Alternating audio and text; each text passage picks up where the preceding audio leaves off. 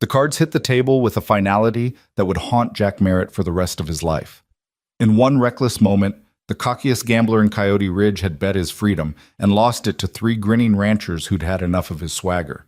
Now he stood at the altar beside Evelyn Hart, the quietest woman in Arizona, bound by a wager he couldn't escape. But when her wild kiss finally shattered his walls, Jack realized he hadn't lost anything. He'd won everything he never knew he needed. Stay with me until the end of this story, and comment what city you're watching from. I want to see how far this tale travels. The desert heat made fools of honest men, but Jack Merritt had never claimed to be honest. He claimed to be lucky, which, in Coyote Ridge, Arizona, was worth more than virtue and twice as valuable as hard work. On the night that would ruin his life, or save it, depending on who told the story later, Jack sat at his usual corner table in the Lucky Dollar Saloon with a whiskey in one hand and destiny in the other. The cards felt right. They always did. "You boys sure you want to do this?" Jack drawled, his voice smooth as snake oil as he studied the three men across from him. Dust motes danced in the lamplight between them, and somewhere in the back of the saloon, a piano player murdered a melody that had been decent once. "I'd hate to take your money on a Saturday night. Your wives will have my head." Cyrus Blackwood, the oldest of the three ranchers, just smiled. It wasn't a friendly smile. It was the smile of a man who'd been backed into too many corners by Jack's winning streak and had finally found a way out. "Oh, we're sure," Cyrus said, his weathered hand steady on his own cards. Beside him, the Patterson brothers, twins who ran the biggest cattle operation within 50 miles, nodded in unison. "But we're not playing for money tonight, Merritt." Jack's fingers stilled on his whiskey glass.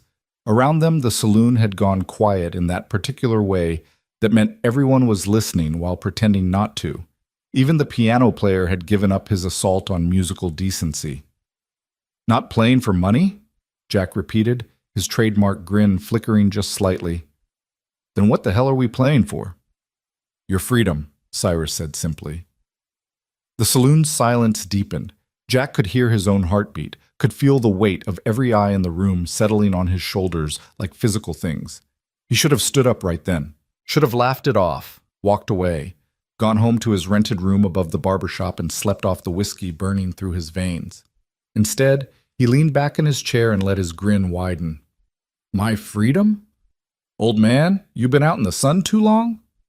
Thomas Patterson, the younger twin by 3 minutes, a fact he never let anyone forget, leaned forward. His eyes held none of his brother's usual humor.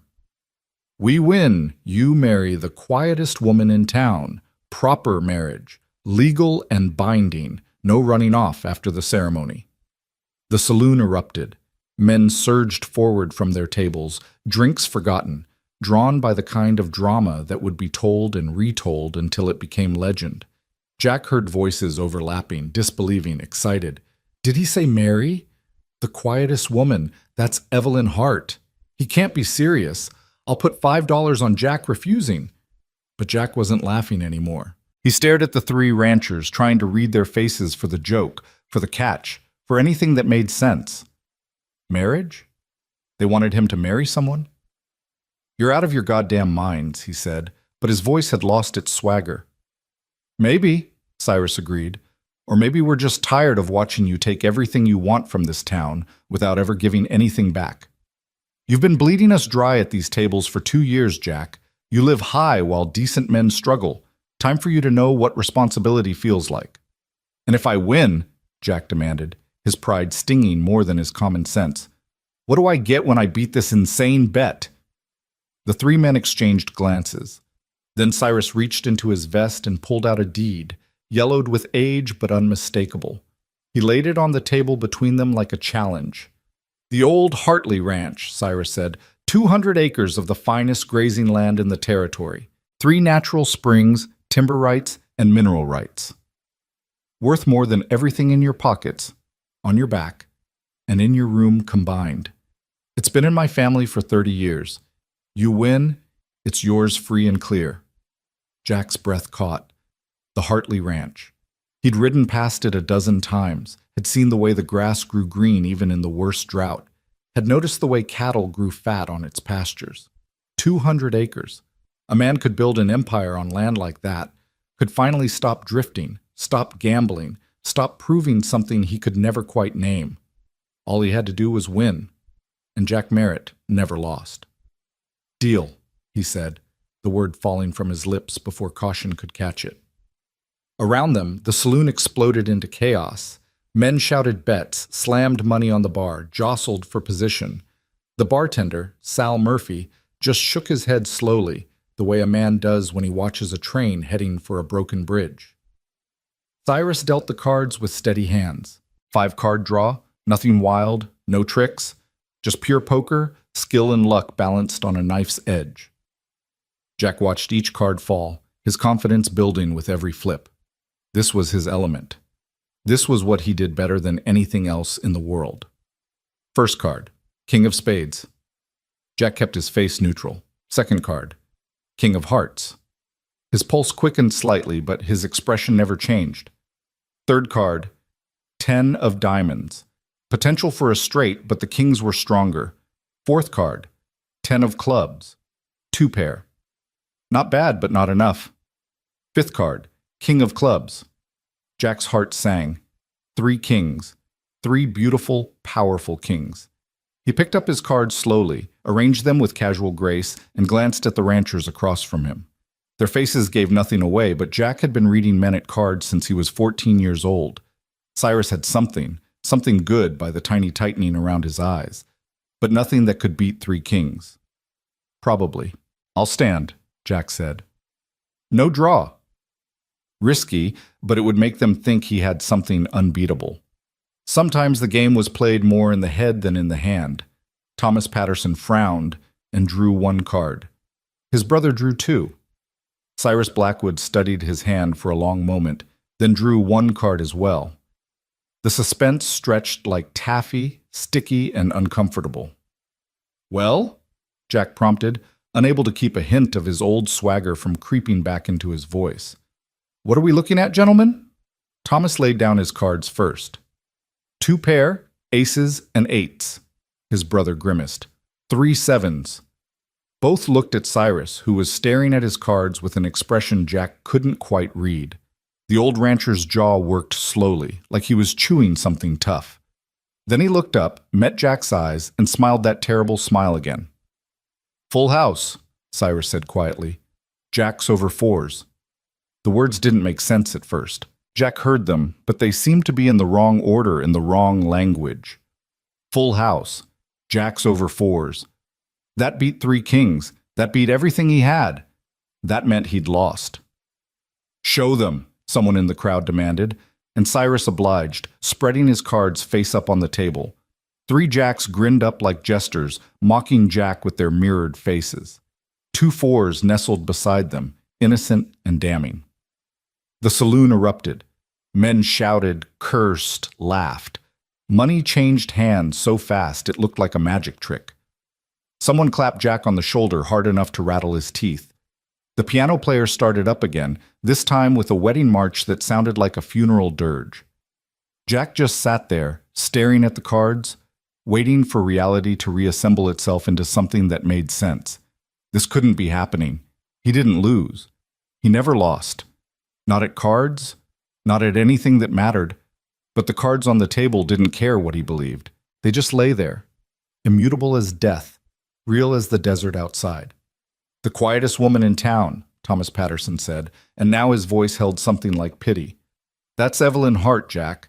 Samuel Hart's daughter. She works in her father's general store. Nice girl. 22 years old, never been courted that anyone knows of. Barely says 2 words together." "Why?"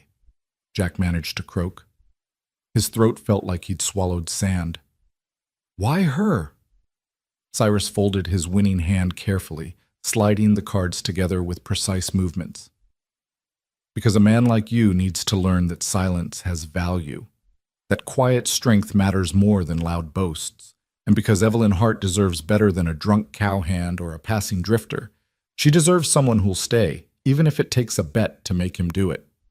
"You can't force me to marry someone," Jack protested, but even as he said it, he knew it was hollow. A bet in Coyote Ridge was sacred. A man who welched on his word might as well ride out of town and never come back, because he'd have no life here anymore. No credit, no respect, no place, at any table that mattered. True enough, Cyrus agreed. You can refuse. You can walk away right now. But you'll walk away from everything, Jack. Every friend you think you have in this town, every game you've ever played, every cent of credit you've built up. You'll be a coward and a cheat, and that'll follow you everywhere from here to California. He paused. Let that sink in like poison. Or you can be a man of your word, marry the girl proper, and maybe learn something about yourself in the process. Jack's hands trembled slightly as he reached for his whiskey. The glass was empty. Everything was empty. When? He asked, the word barely a whisper. Week from today, Thomas said. Gives you time to make peace with it. Gives Miss Hart time to prepare. He stood, his brother rising with him. We'll spread the word. Congratulations, Jack. You're about to become a married man. They left together, Cyrus's deed tucked safely back in his vest. The deed that could have been Jack's empire, his future, his way out of the gambling life. Now it was just another reminder of the biggest loss of his life. The crowd around him slowly dispersed, men drifting back to their own tables, their own dramas. Within an hour, the Lucky Dollar Saloon looked almost normal again.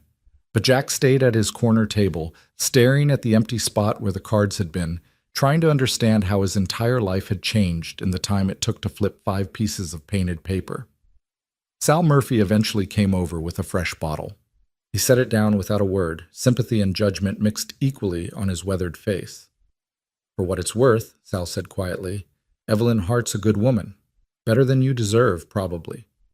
But maybe that's the point. Jack didn't answer.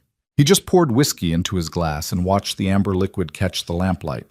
Somewhere in this town, Evelyn Hart was probably sleeping peacefully, completely unaware that her life was about to collide with his in the most absurd way imaginable. The quietest woman in town. God help them both. The next morning arrived with the subtlety of a hammer to the skull. Jack woke on the floor of his room, still wearing his clothes from the night before, his mouth tasting like something had died in it. Sunlight streamed through the single window with offensive brightness, and somewhere outside the town was already awake and bustling. For about 10 seconds, he thought maybe it had all been a nightmare, a whiskey-fueled fever dream that would fade with coffee and time. Then someone knocked on his door. Jack Merritt, a woman's voice called. You decent? Jack stumbled to his feet, nearly tripping over his own boots. He managed to get the door open and found himself facing Martha Brennan, the minister's wife and the unofficial town herald of everything that mattered, and most things that didn't. Mrs. Brennan, he managed, his voice like gravel. It's barely dawn. It's 9 a.m, she corrected primly, and we have wedding arrangements to discuss. The ceremony is in 6 days. So it was real. Of course it was real. Martha swept into his room without invitation, taking in the sparse furnishings, the unmade bed, the empty bottles with a single raised eyebrow that spoke volumes. She carried a leather-bound ledger under one arm and determination in every line of her posture. Now then, she said, settling herself on his only chair. You'll need a proper suit. Silas Brown, the tailor, can manage something respectable if we give him warning.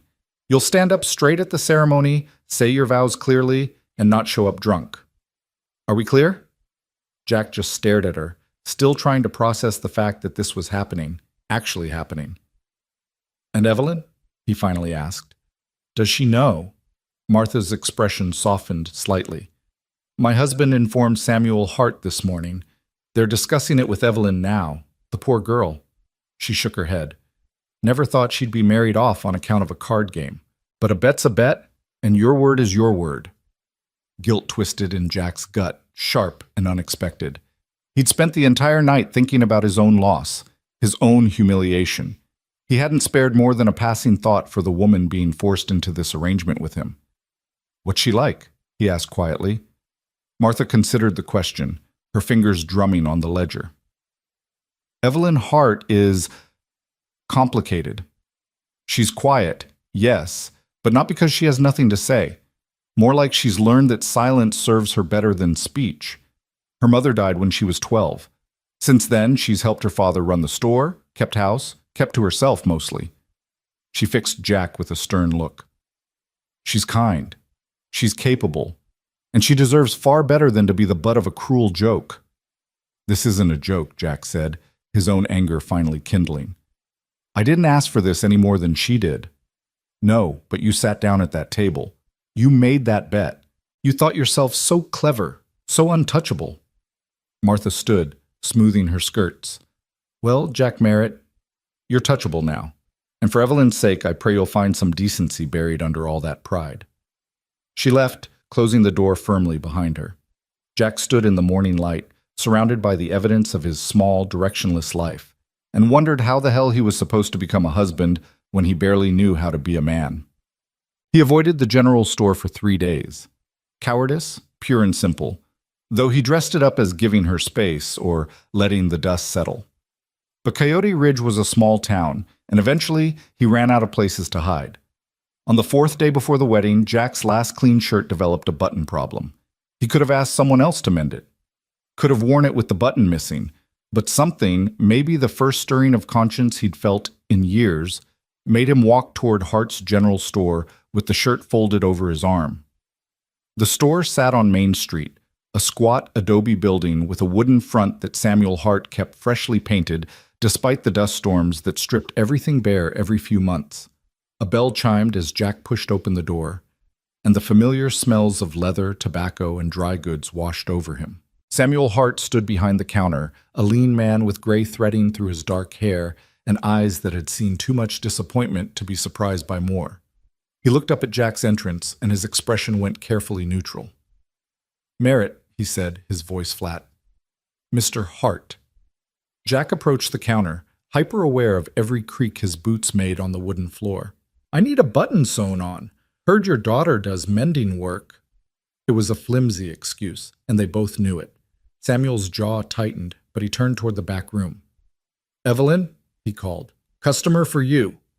Silence, then soft footsteps.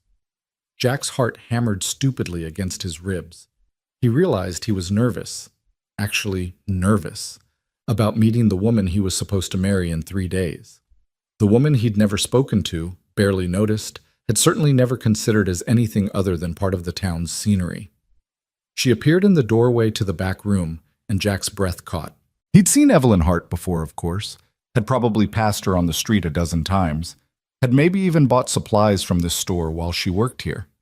But he'd never really looked at her, never noticed the way her dark hair caught hints of auburn in the light, or how her eyes, a clear, startling gray, seemed to see more than most people showed.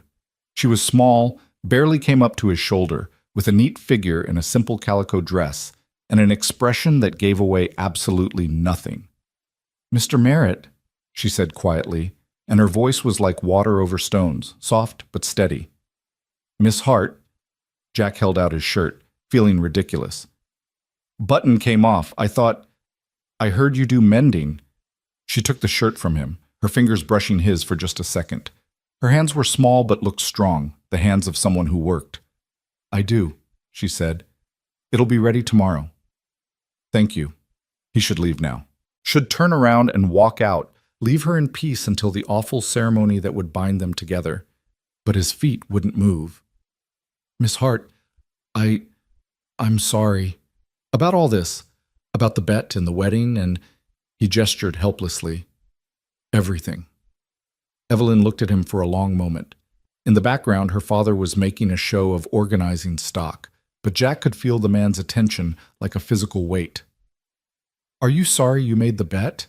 Evelyn asked, her quiet voice somehow cutting through the air like a blade. "Or sorry you lost?" The question stunned him with its directness. Jack opened his mouth, then closed it again, realizing he didn't have a good answer. "Both," he finally admitted. "I'm sorry for both." Something flickered in her gray eyes, not forgiveness exactly, but maybe understanding. Or maybe just acknowledgement that they were both trapped in the same absurd situation. "I'll have your shirt ready tomorrow," she repeated, and it was clearly a dismissal. Jack nodded and left, the bell chiming his exit. He made it 3 steps down the street before he had to stop and lean against a post, his heart still racing for reasons he couldn't quite name. Behind him, inside the store, he didn't hear Samuel Hart move to stand beside his daughter. "You don't have to do this," Samuel said quietly. "Bet or no bet, I won't force you to marry him." Evelyn folded Jack's shirt carefully, her fingers finding the missing button by touch. "And what happens to him if I refuse? He'll have to leave town, won't he? Lost honor, lost word." "That's his problem. He made his choice."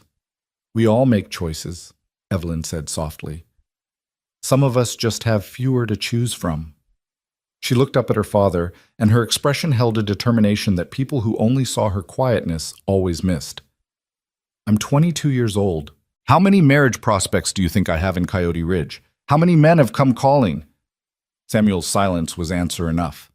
In a town where women were scarce and valued, Evelyn had somehow remained uncourted.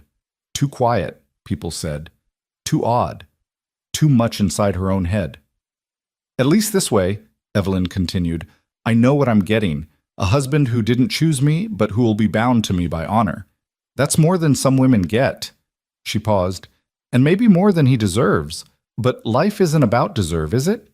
She carried the shirt to her mending basket, leaving her father standing alone in the store, wondering when exactly his little girl had become so wise and so resigned all at once. The remaining days before the wedding passed in a blur of preparation that felt more like funeral arrangements. Jack endured fittings at the tailor, where Silas Brown took his measurements with the grim efficiency of a man building a coffin. He signed papers at the minister's house, legal documents that would bind him to a woman he didn't know, creating obligations he'd spent his whole life avoiding. The town buzzed with gossip. In the saloon, at the general store, outside the church, everywhere Jack went, conversation stopped just long enough for him to know he was the subject. Some people looked at him with pity, others with amusement, a few with outright contempt. On the morning of the wedding, Jack stood in his room above the barber shop staring at himself in the small, cracked mirror. The suit Silas had made was simple but well cut, dark gray wool that made Jack look almost respectable. He barely recognized himself. A knock on the door announced Sal Murphy, who'd somehow been drafted as Jack's witness and escort to the church. "Time to face the music," Sal said, not unkindly. "Church is filling up. Half the territory must have come to watch this spectacle." Jack's stomach churned. "That's supposed to make me feel better?" "Nothing's going to make you feel better, son. You bet your freedom and lost. Now you pay the price." Sal clapped him on the shoulder. "But between you and me, I've seen worse matches. At least you're both sober and breathing. That's more than some couples manage." They walked to the church together through streets that seemed accusingly bright. The little white chapel sat at the edge of town, its bell tower reaching toward a mercilessly blue sky. Wagons and horses crowded the area. Sal hadn't been exaggerating about the crowd. Inside, every pew was packed. Jack recognized faces from all over the territory, ranchers who'd lost money to him at cards, store owners he'd charmed and cheated, women who'd watched him swagger through town without ever sparing them more than a wink. They'd all come to see the cocky gambler get his comeuppance. Reverend Brennan waited at the altar, his expression neutral, but his eyes kind. Beside him stood Cyrus Blackwood and the Patterson brothers, the architects of Jack's fate, witnesses to ensure he went through with it. Jack took his place at the altar, his legs feeling distinctly unsteady. The church organ wheezed to life, playing a traditional wedding march that sounded ominous in his ears. The back doors opened. Evelyn Hart appeared in a dress of pale blue calico, not white, because this wasn't that kind of wedding. Her hair was gathered simply at the nape of her neck, and she carried no flowers. Samuel Hart walked beside her, his hand on her elbow, his face a mask of controlled emotion. As they walked down the aisle, Jack watched Evelyn's face. She didn't look scared, didn't look angry. She looked composed in a way that made him feel simultaneously better and worse, like she'd accepted this fate with a grace he couldn't begin to muster. When they reached the altar, Samuel placed his daughter's hand in Jack's. Her fingers were cold and steady. For just a second, their eyes met, and Jack saw something in that gray gaze. Not resentment exactly, but a kind of resigned determination. "We're in this now," her eyes seemed to say. "Might as well see it through." Reverend Brennan began the ceremony. His voice washed over Jack like water, the familiar words strange and heavy with meaning. Marriage, commitment, till death do us part. Words Jack had never imagined applied to him. "Do you, Jack Merritt, take this woman to be your lawfully wedded wife?" Jack's throat was desert dry. Every eye in the church pressed on him, waiting, judging. He could still say no, could refuse right here in front of everyone and damn the consequences. But he looked at Evelyn again, at her quiet strength, her dignity in a situation neither of them had chosen, and something inside him, pride or shame or maybe decency, made him say, "I do." The church exhaled collectively. "And do you, Evelyn Hart, take this man to be your lawfully wedded husband?" "I do," Evelyn said, but her voice was so soft that Reverend Brennan had to ask her to repeat it. The second time was barely louder, but it was clear enough. "Then by the power vested in me by the territory of Arizona, I pronounce you man and wife." Reverend Brennan closed his prayer book with a definitive thump. "You may kiss the bride." Jack hadn't thought about this part, hadn't considered that he'd be expected to kiss this stranger, this woman who was now legally bound to him. He leaned down awkwardly, intending just a brief, chaste brush of lips, a formality to satisfy the crowd. But when his lips touched hers, something unexpected happened. A spark, electric and undeniable, jumped between them. Evelyn's eyes widened in surprise, and Jack pulled back as if burned, his heart suddenly racing for entirely new reasons. The church erupted in applause and catcalls. Someone in the back whistled, but Jack barely heard it. He was staring at his new wife, at the slight flush now coloring her cheeks, wondering if she'd felt it too, or if he was losing his mind on top of everything else. Evelyn's expression gave nothing away. She simply turned and walked back down the aisle, her hand resting lightly on Jack's arm, because tradition demanded it. They emerged into the Arizona sunshine as husband and wife, and Jack felt like he'd just bet everything on a hand he hadn't even looked at yet. The reception, such as it was, took place at the Lucky Dollar Saloon, because where else would Jack Merritt's wedding be celebrated? Tables had been pushed together, and someone had made a half-hearted attempt at decoration with ribbons that looked left over from Christmas 3 years ago. Food appeared, the communal effort of various townswomen who'd taken pity on Evelyn despite the bizarre circumstances. There was roasted meat, beans, cornbread, and a cake that Martha Brennan had apparently bullied someone into baking. It all tasted like sawdust in Jack's mouth. He sat at the head table with Evelyn beside him, acutely aware of every inch of space between them. She ate daintily, responded politely when people congratulated her, and generally acted like this was just another Sunday social rather than the most surreal day of Jack's life. "You're handling this well," he muttered under his breath, not sure if he was complimenting or accusing her. She glanced at him, those gray eyes unreadable. "What choice do I have?" It was a fair question. What choice did either of them have, really? As the afternoon wore on, people began to drift away. Ranch work didn't stop for weddings, even scandalous ones. By late afternoon, only a few stragglers remained, and Jack realized he was going to have to figure out what happened next. He'd never thought about where they'd live, never considered the practical reality of being married. His room above the barbershop was barely big enough for one person, let alone two. As if reading his thoughts, Samuel Hart appeared at their table. He looked older than he had that morning, worn down by the weight of giving away his daughter to a man he neither liked nor trusted. "There's a house," Samuel said without preamble, "on Cottonwood Lane, old Widow Henderson's place. She moved to live with her daughter in Tucson last month. It's small, but it's furnished and the rent's paid through the end of the year." He placed a key on the table between them. "Wedding present. From me." Evelyn looked up at her father, and for the first time all day, her composure cracked just slightly. "Papa." "You'll need a place to start," Samuel interrupted gently. "Might as well be somewhere decent." He looked at Jack, and his eyes were hard. "You take care of her, Merritt, or bet or no bet, honor or no honor, you'll answer to me. Are we clear?" Jack met the older man's gaze and nodded. "We're clear." Samuel left without another word.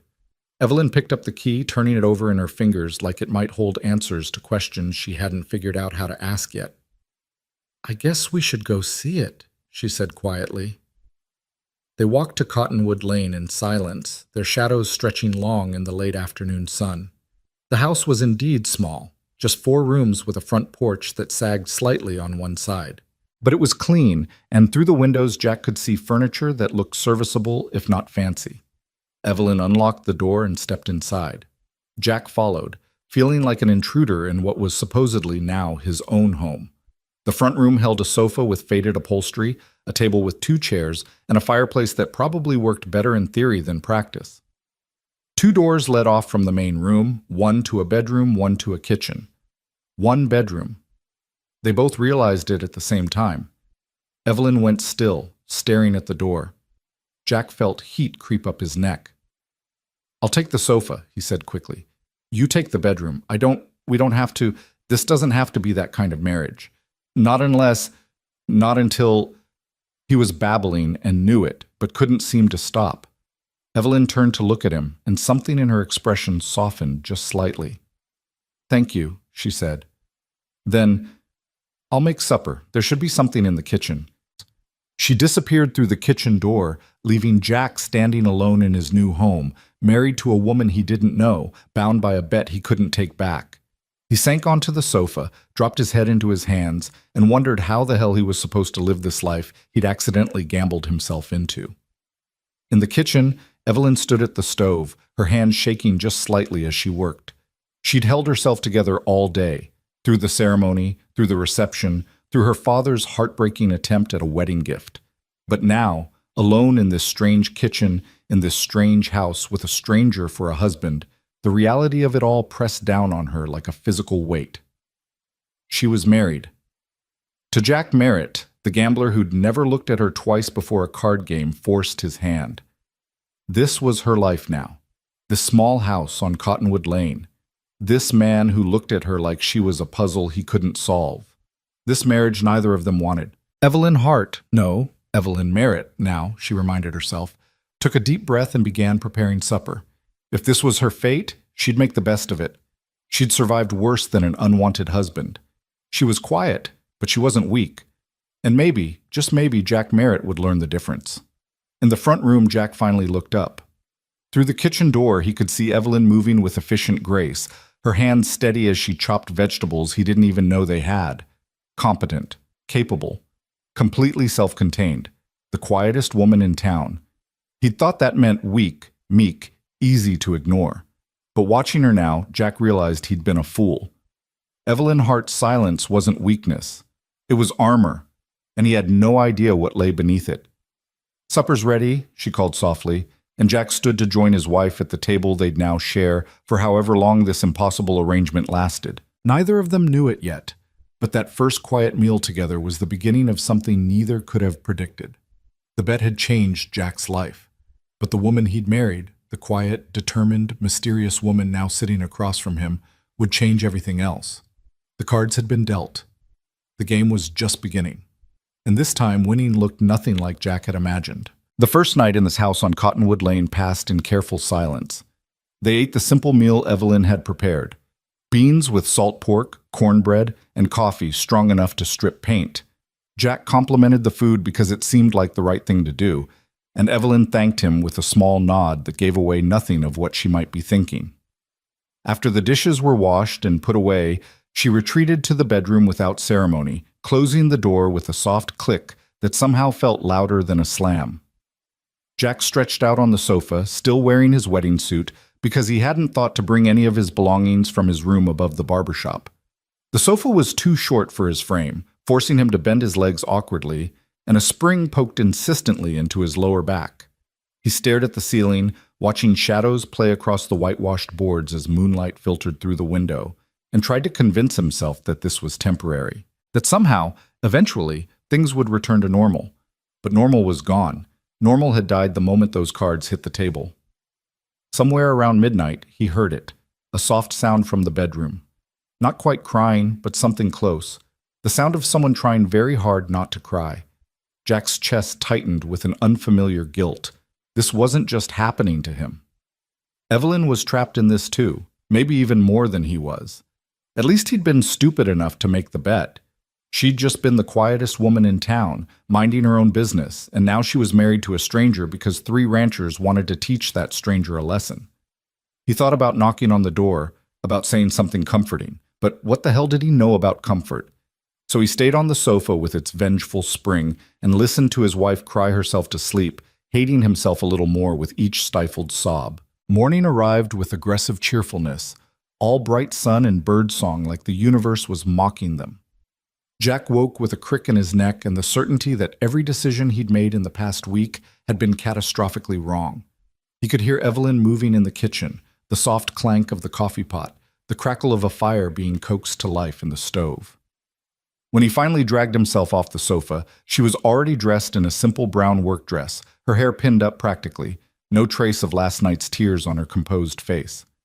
She poured him coffee without asking if he wanted any, set it on the table, and returned to the stove where something was sizzling in a pan. "I need to get my things from my room," Jack said, his voice rough with sleep. "Above the barber shop." "All right," Evelyn replied without turning around. "I'll be at the store today. Papa will need help with inventory." It was such a mundane exchange, so aggressively normal, that it felt surreal. They were married, bound together by law and custom, but talking like casual acquaintances discussing the weather. Jack drank his coffee, ate the eggs and toast she set before him, and left the house feeling more lost than he had in years.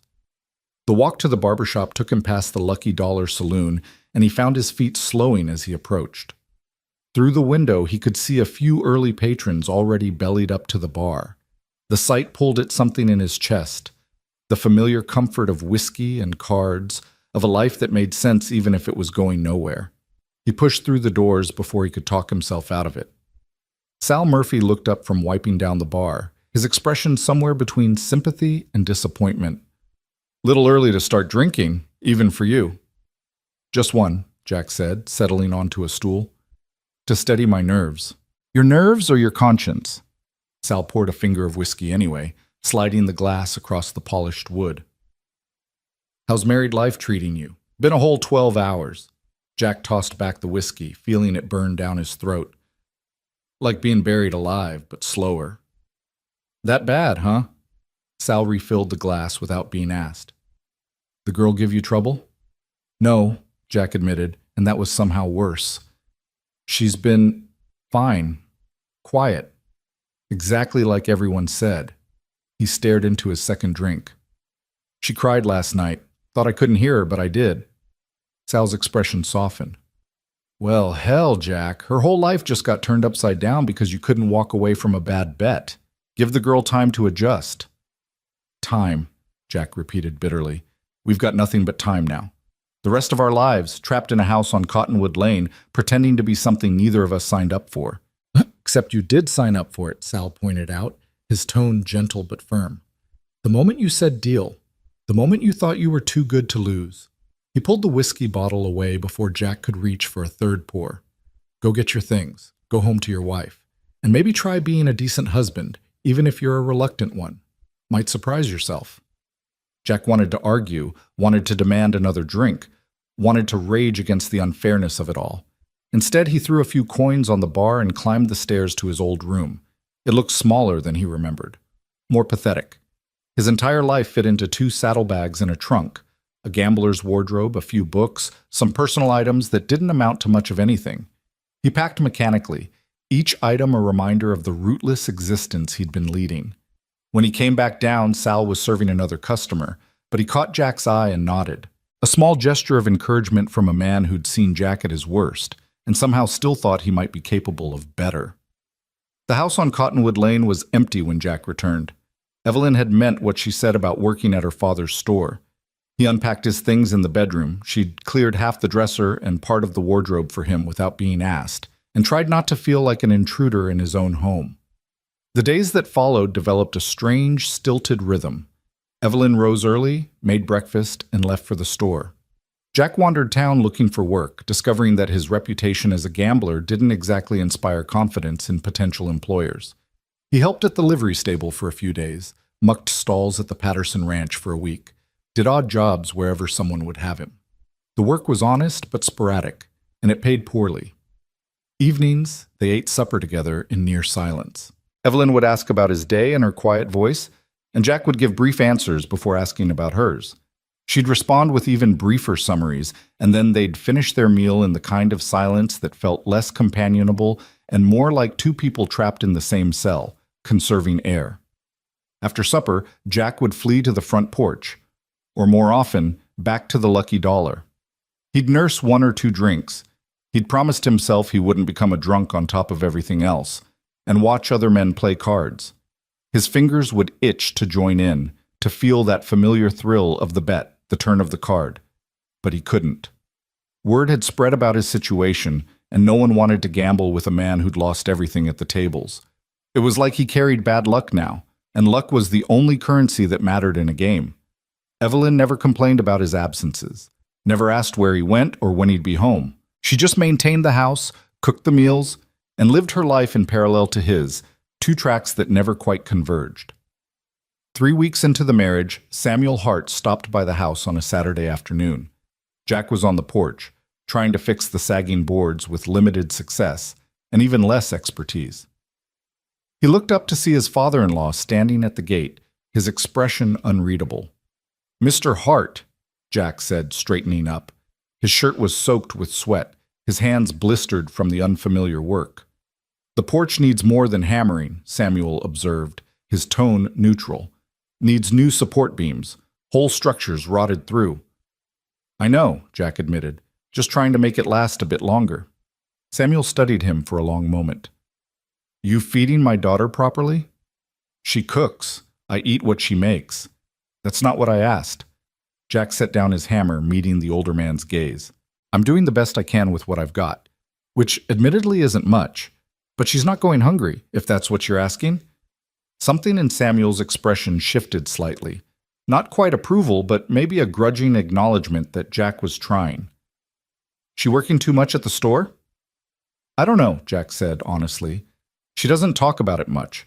Doesn't talk about much of anything, actually." "She's always been that way," Samuel said, his voice softening. "Even as a little girl. Her mother used to worry, thought maybe something was wrong with her, but there's nothing wrong with Evelyn. She just keeps things inside." He paused. "You being good to her?" It was the question Jack had been dreading. What did good even mean in this situation? He wasn't cruel, wasn't mean, but he also wasn't there, not really. He was a ghost haunting his own marriage, present in body but absent in every way that mattered. "I'm trying to be fair," Jack said finally. "Trying not to make this worse than it already is." Samuel nodded slowly. "Fair's a start. But marriage needs more than fair, Jack. Needs effort. Needs presence." He turned to leave, then stopped. "She's stronger than she looks, but everyone's got a breaking point. Don't push her to hers just because you're miserable. She didn't ask for this any more than you did." After Samuel left, Jack sat on the broken porch and thought about breaking points. About the sound of Evelyn crying that first night. About the way she moved through the house like a quiet shadow, asking for nothing, expecting nothing, getting exactly that. That evening, he came home before dark for the first time in a week. Evelyn looked up in surprise when he walked through the door, a dish towel in her hands, her hair slightly disheveled from the heat of the kitchen. "You're early," she said. "Thought I should be home for supper," Jack replied, "instead of wandering off after." She studied him for a moment, then nodded. "It'll be ready in 10 minutes. There's water in the basin if you want to wash up."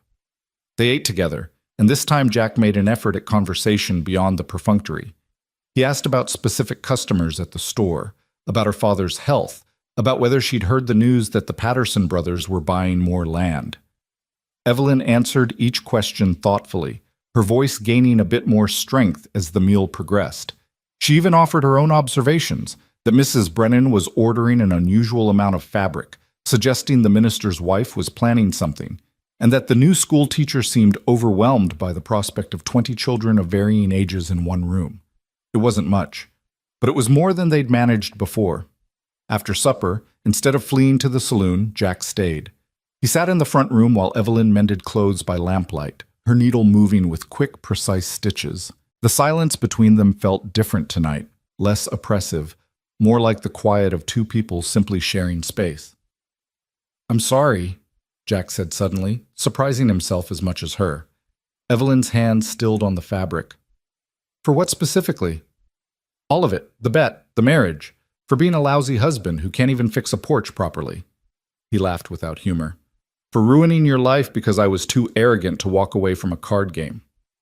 She set down her mending and looked at him directly. In the lamplight, her gray eyes seemed darker, more complex. "You want to know something? I was angry at first. Furious, actually. Spent that whole first night wanting to scream at someone. You, those ranchers, God, anyone who'd listen. She folded her hands in her lap. But then I realized something.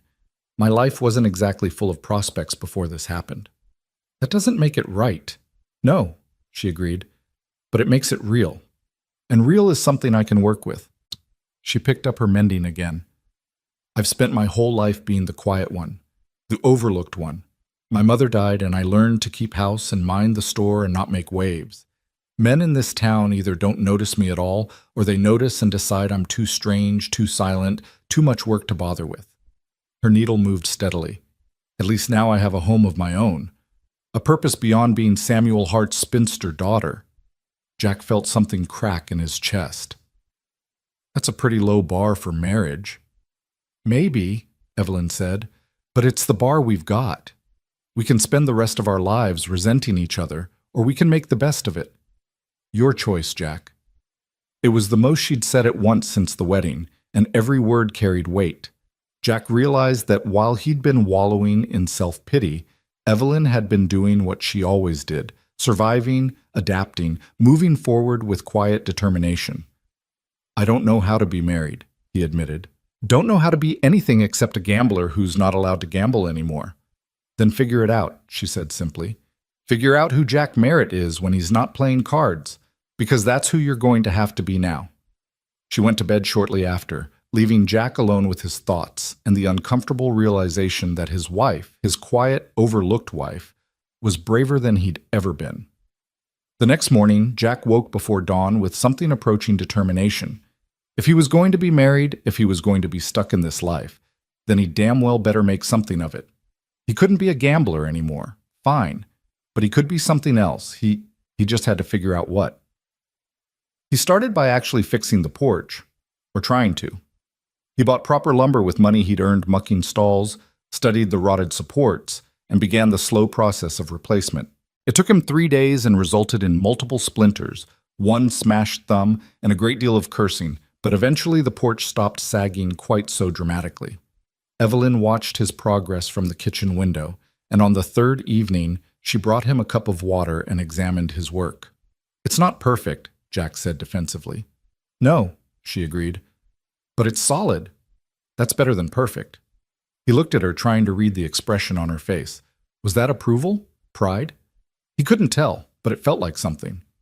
He took on more steady work at the livery stable, mucking stalls and tending horses for a man named Dutch Henderson, who didn't particularly care about Jack's past as long as he showed up on time. The work was hard and dirty and paid poorly, but it was regular. It was something. At night, instead of going to the saloon, he came home. Sometimes he'd work on small repairs around the house. Sometimes he'd read one of his few books aloud while Evelyn sewed, and she'd listen without comment, but also without leaving the room, which felt like progress. Sometimes they'd just sit in comfortable silence, the kind that felt less like avoidance and more like peace. 6 weeks into the marriage, Jack came home to find Evelyn in the kitchen garden, a small plot she'd been cultivating behind the house. She was on her knees in the dirt, her dress protected by an old apron, planting something he didn't recognize. "What's that?" he asked, leaning against the doorframe. "Tomatoes," she said without looking up, "and some herbs, basil, thyme, rosemary, things that grow well here if you give them enough water." Jack watched her work, the way her hands moved confidently in the soil, planting and patting and arranging. She looked content in a way he'd never seen before, completely absorbed in the simple act of growing things. "Need any help?" he offered. She glanced up, surprise clear on her face. "You know anything about gardening?" "Not a damn thing," he admitted. "But I can learn." Something shifted in her expression, a small crack in her careful composure. "All right, you can water. The plants need it every evening, especially in this heat. Slowly, so it soaks in rather than running off." He took the watering can she offered and followed her instructions, moving carefully between the small plants she'd arranged in neat rows. It was simple work, almost meditative, and for the first time in weeks, Jack felt like he was actually contributing something to their strange shared life. As the sun set and painted the desert sky in shades of orange and purple, they worked side by side in the small garden. Evelyn showed him how to check the soil for moisture, how to spot the tiny sprouts of new growth, how to pull weeds without disturbing the plants. My mother had a garden, she said quietly, before she died. She used to say that growing things kept her sane in a place where everything else tried to kill you. She sat back on her heels, wiping dirt from her hands. I always thought that was dramatic, but now I think I understand. Jack crouched beside her, studying the small plants that represented hope in a place that often felt hopeless. It's something alive, he said, something that grows instead of just surviving. Yes, Evelyn agreed, and when she looked at him, there was something new in her eyes. Not love. They weren't anywhere near that. But maybe understanding, maybe the beginning of something that could, with time and care, grow into more. That night, for the first time, Evelyn didn't immediately retreat to the bedroom after supper. They sat on the newly repaired porch together, watching the desert night settle in with its particular quiet. Somewhere in the distance, a coyote howled, and closer by, someone's dog answered. "Tell me something true," Evelyn said suddenly. "Something about you that has nothing to do with cards or gambling or bets." Jack thought for a long moment.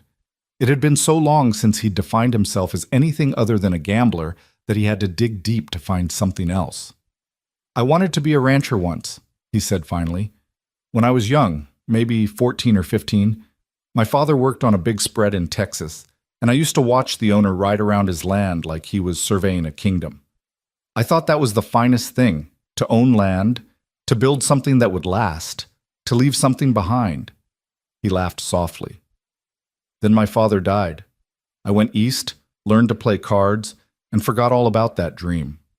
Seemed easier to live off my wits than to work myself to death for something I'd probably never have." Evelyn absorbed this quietly. "Is that why you made the bet? For the land?" "Partly," Jack admitted. "The Hartley Ranch. 200 acres. It was everything I'd ever wanted, right there for the taking. Just had to win." He shook his head. "Turned out winning was the one thing I couldn't do when it actually mattered." "Maybe you won something different," Evelyn suggested. "Something you didn't know you needed." Jack looked at her, at this quiet woman who was slowly revealing depths he'd never suspected. "Maybe," he said, though he wasn't sure he believed it yet.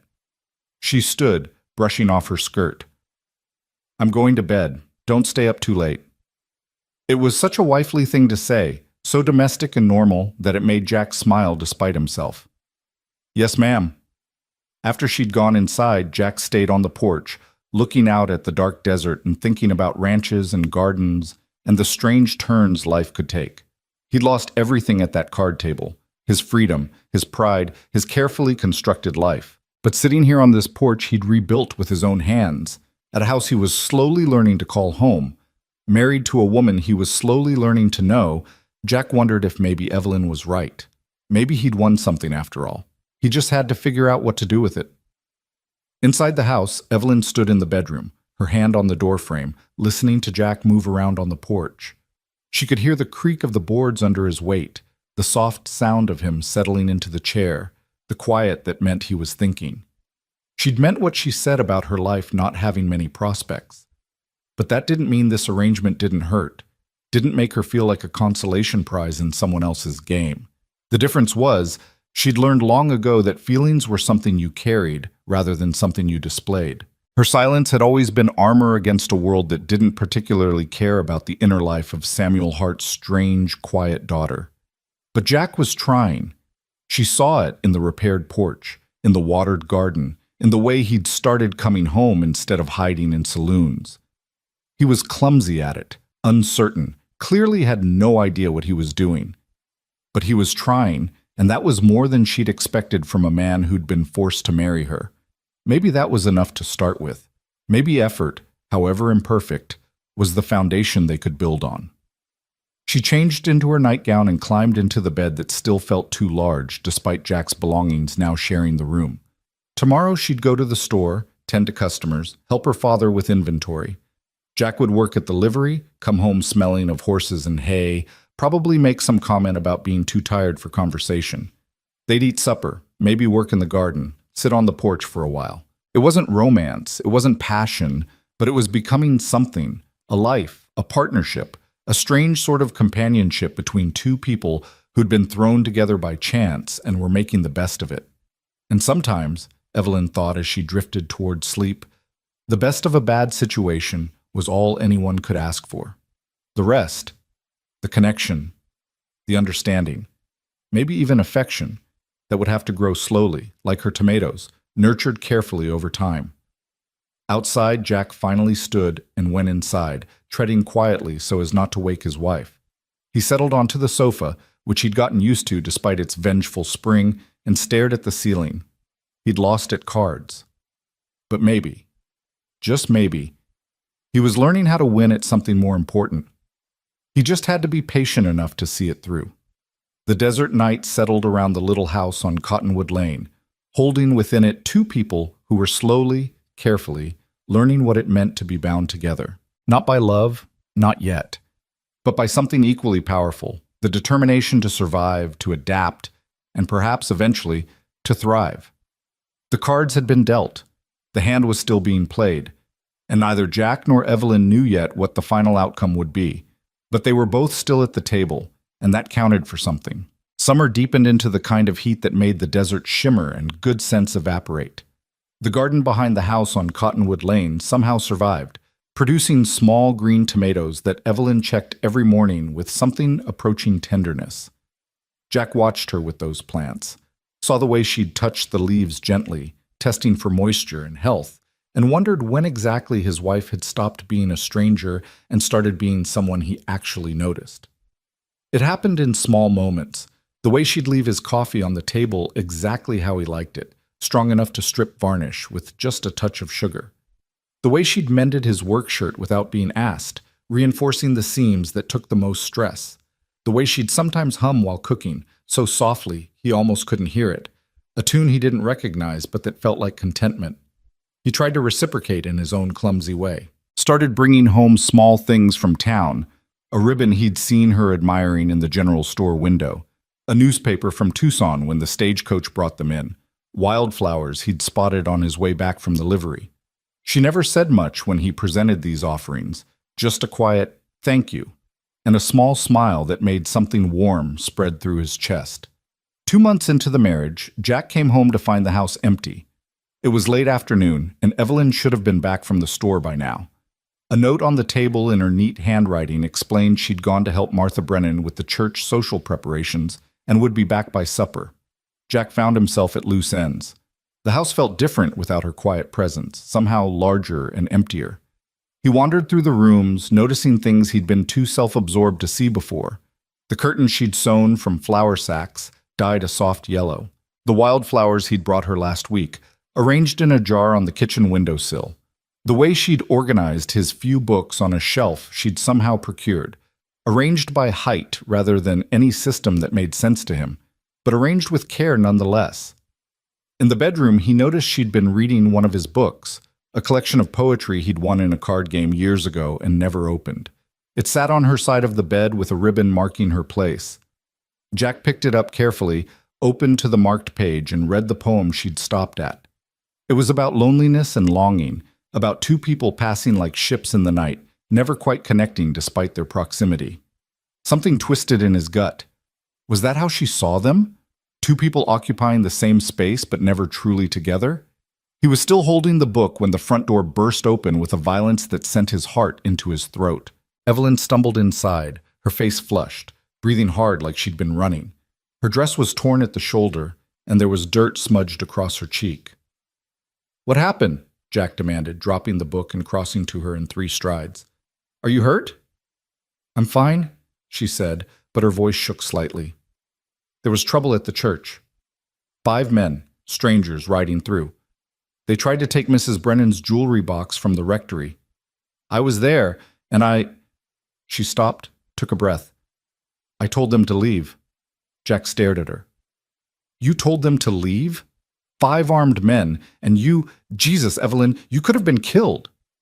"They weren't armed," she corrected, some of her composure returning. "At least not that I saw. They were just opportunistic thieves. Figured the church would be easy pickings with most of the men out working." She straightened her torn dress absently. "I grabbed the rifle from behind the door. Reverend Brennan keeps it there for rattlesnakes, and told them if they didn't leave, I'd shoot." "And they just left?"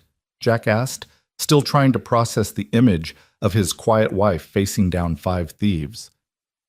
Not exactly. She walked to the kitchen basin and began washing the dirt from her face. One of them laughed, said, "I didn't look like I knew which end of a rifle to hold, so I shot his hat off." Jack's mouth fell open. "You what?" "Shot his hat off," Evelyn repeated calmly, drying her face on a towel.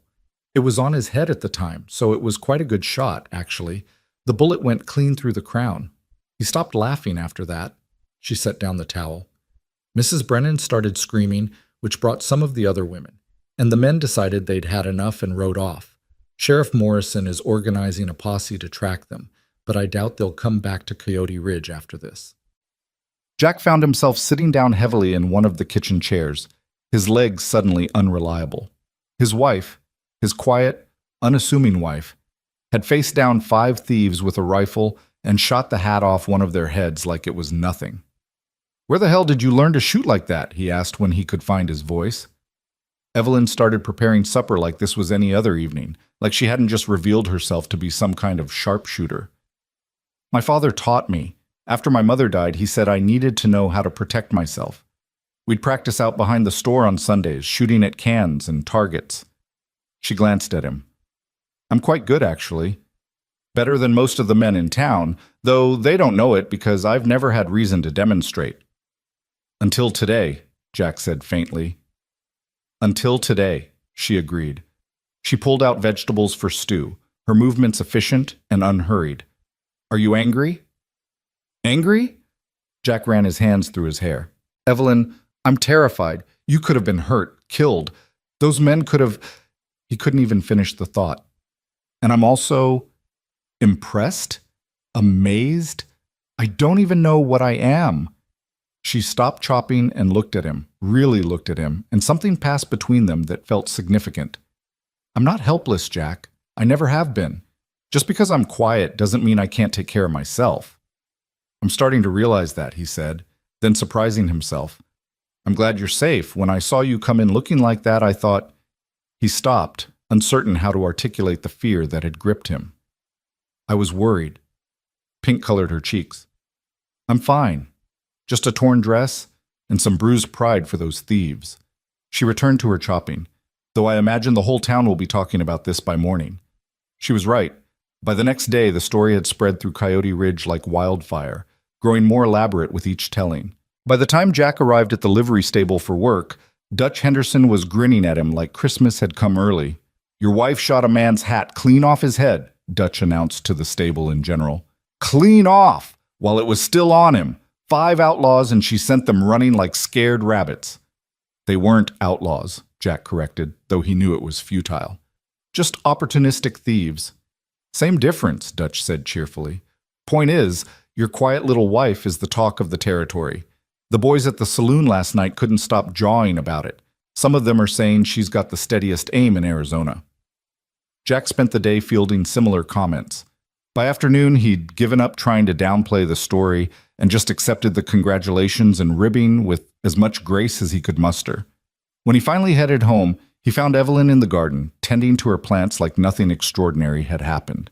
"You're famous," he announced, leaning against the doorframe. She didn't look up from the tomato plant she was examining. "I'm notorious. There's a difference." "The whole town's impressed." "The whole town thinks I'm strange," she corrected. "Now they just think I'm strange and dangerous, which I suppose is an improvement." She moved to the next plant.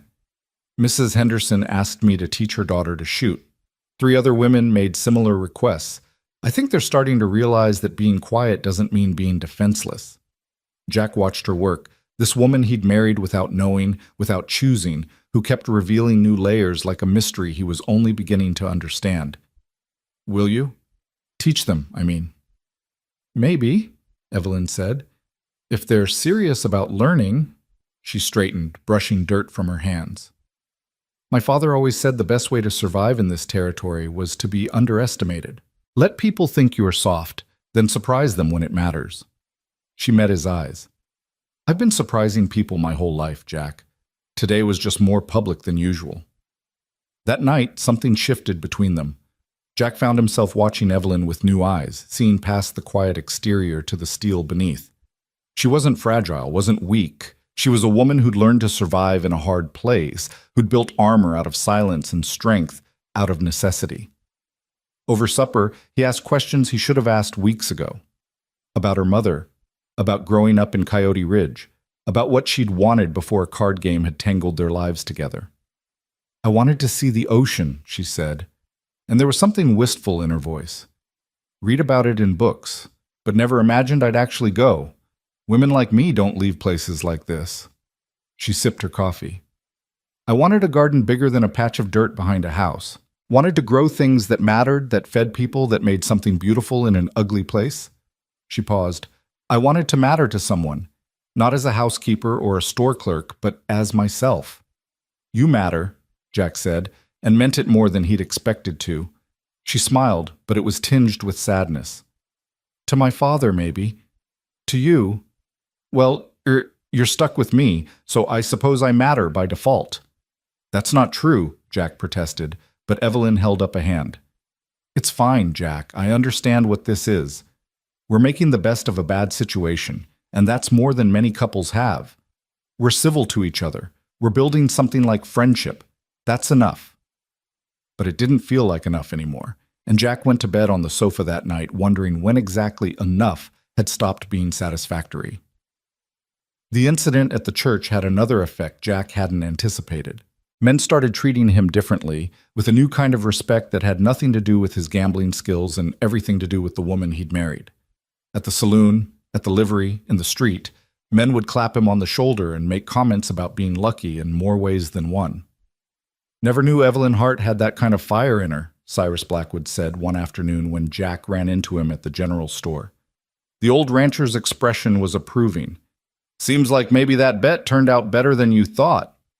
Jack wanted to argue, wanted to maintain his bitter narrative about being trapped and forced, but standing there in Samuel Hart's store, watching Evelyn help a customer with patient kindness, he couldn't quite summon the resentment anymore. "Maybe," he admitted. Samuel appeared from the back room, his arms full of inventory. He saw Jack and Evelyn together, and something flickered across his face, not quite approval, but perhaps the beginning of acceptance. "Jack," Samuel said, nodding, "you sticking around for supper? Evelyn usually helps me close up on Thursdays." It was the first time Samuel had addressed him by his first name rather than just Merritt, and Jack recognized it for what it was, an olive branch, tentative and uncertain. "I can help," Jack offered, "if you need it." The three of them worked together, organizing stock and sweeping floors and preparing the store for the next day. Samuel talked about his plans to expand the inventory, maybe order some new fabrics and tools that had been requested. Evelyn added her own observations about what sold well and what sat on shelves gathering dust. Jack mostly listened, but he carried heavy crates and reached high shelves, making himself useful in small ways. When they finally closed up and walked home together, Samuel stopped at the gate of the house on Cottonwood Lane. He looked at the repaired porch, at the garden visible around the side, at the general air of a place being cared for. "You're doing all right," he said, and Jack understood he was talking about more than just home repairs. "Better than I expected, honestly." After Samuel left, Evelyn and Jack stood in the gathering twilight, the air cooling finally after another scorching day. "He's trying to forgive you," Evelyn said quietly, "for being forced on me, for taking his daughter because of a stupid bet." "Is he succeeding?" Jack asked.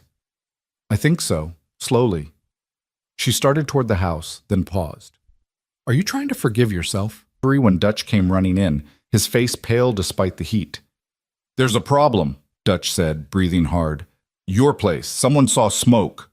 Jack's blood turned to ice. He dropped the shovel he'd been holding and ran, his boots pounding the dirt street, his heart hammering against his ribs. Smoke. Fire. Evelyn was home alone, had been since she'd left the store 2 hours ago. He rounded the corner onto Cottonwood Lane and saw it. Not the house, thank God, but something. Smoke rising from behind the building, thick and dark. He burst through the front door shouting Evelyn's name, terror making his voice crack. She appeared from the back, soot-smudged and wild-eyed, carrying a bucket of water. "The garden shed," she gasped. "Lightning strike, I think, or someone's careless cigarette. It caught fast." Jack ran to the back and saw the small shed they used for tools fully engulfed in flames. The fire was spreading toward the house, toward the garden, licking hungrily at the dry wood and desert vegetation. "Get more water," he shouted, already grabbing another bucket. "As much as you can carry." They worked together in desperate synchronization, hauling water from the pump, throwing it on the spreading flames, stomping out embers that landed on the roof. Other neighbors arrived. Dutch, the Patterson brothers, Sal Murphy, even Cyrus Blackwood, all grabbing buckets and joining the fight.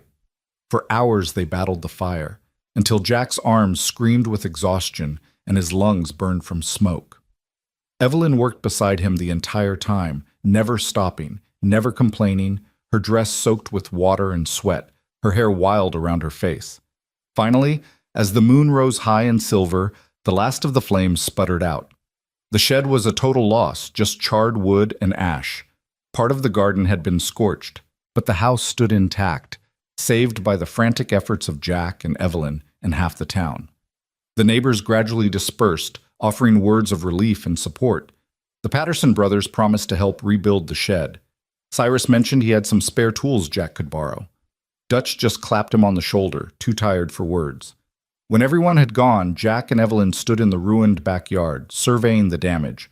The smell of smoke hung heavy in the air, and both of them were covered in soot and grime. "We saved it," Evelyn said, her voice hoarse. "We saved the house." "You saved it," Jack corrected. "If you hadn't seen the fire when you did, hadn't started fighting it immediately, the whole place would have gone up." He looked at her, at this woman who kept surprising him. "You didn't panic, didn't freeze. You just fought." She met his eyes, and in the moonlight, covered in soot, exhausted beyond measure, she looked somehow more beautiful than he'd ever seen her.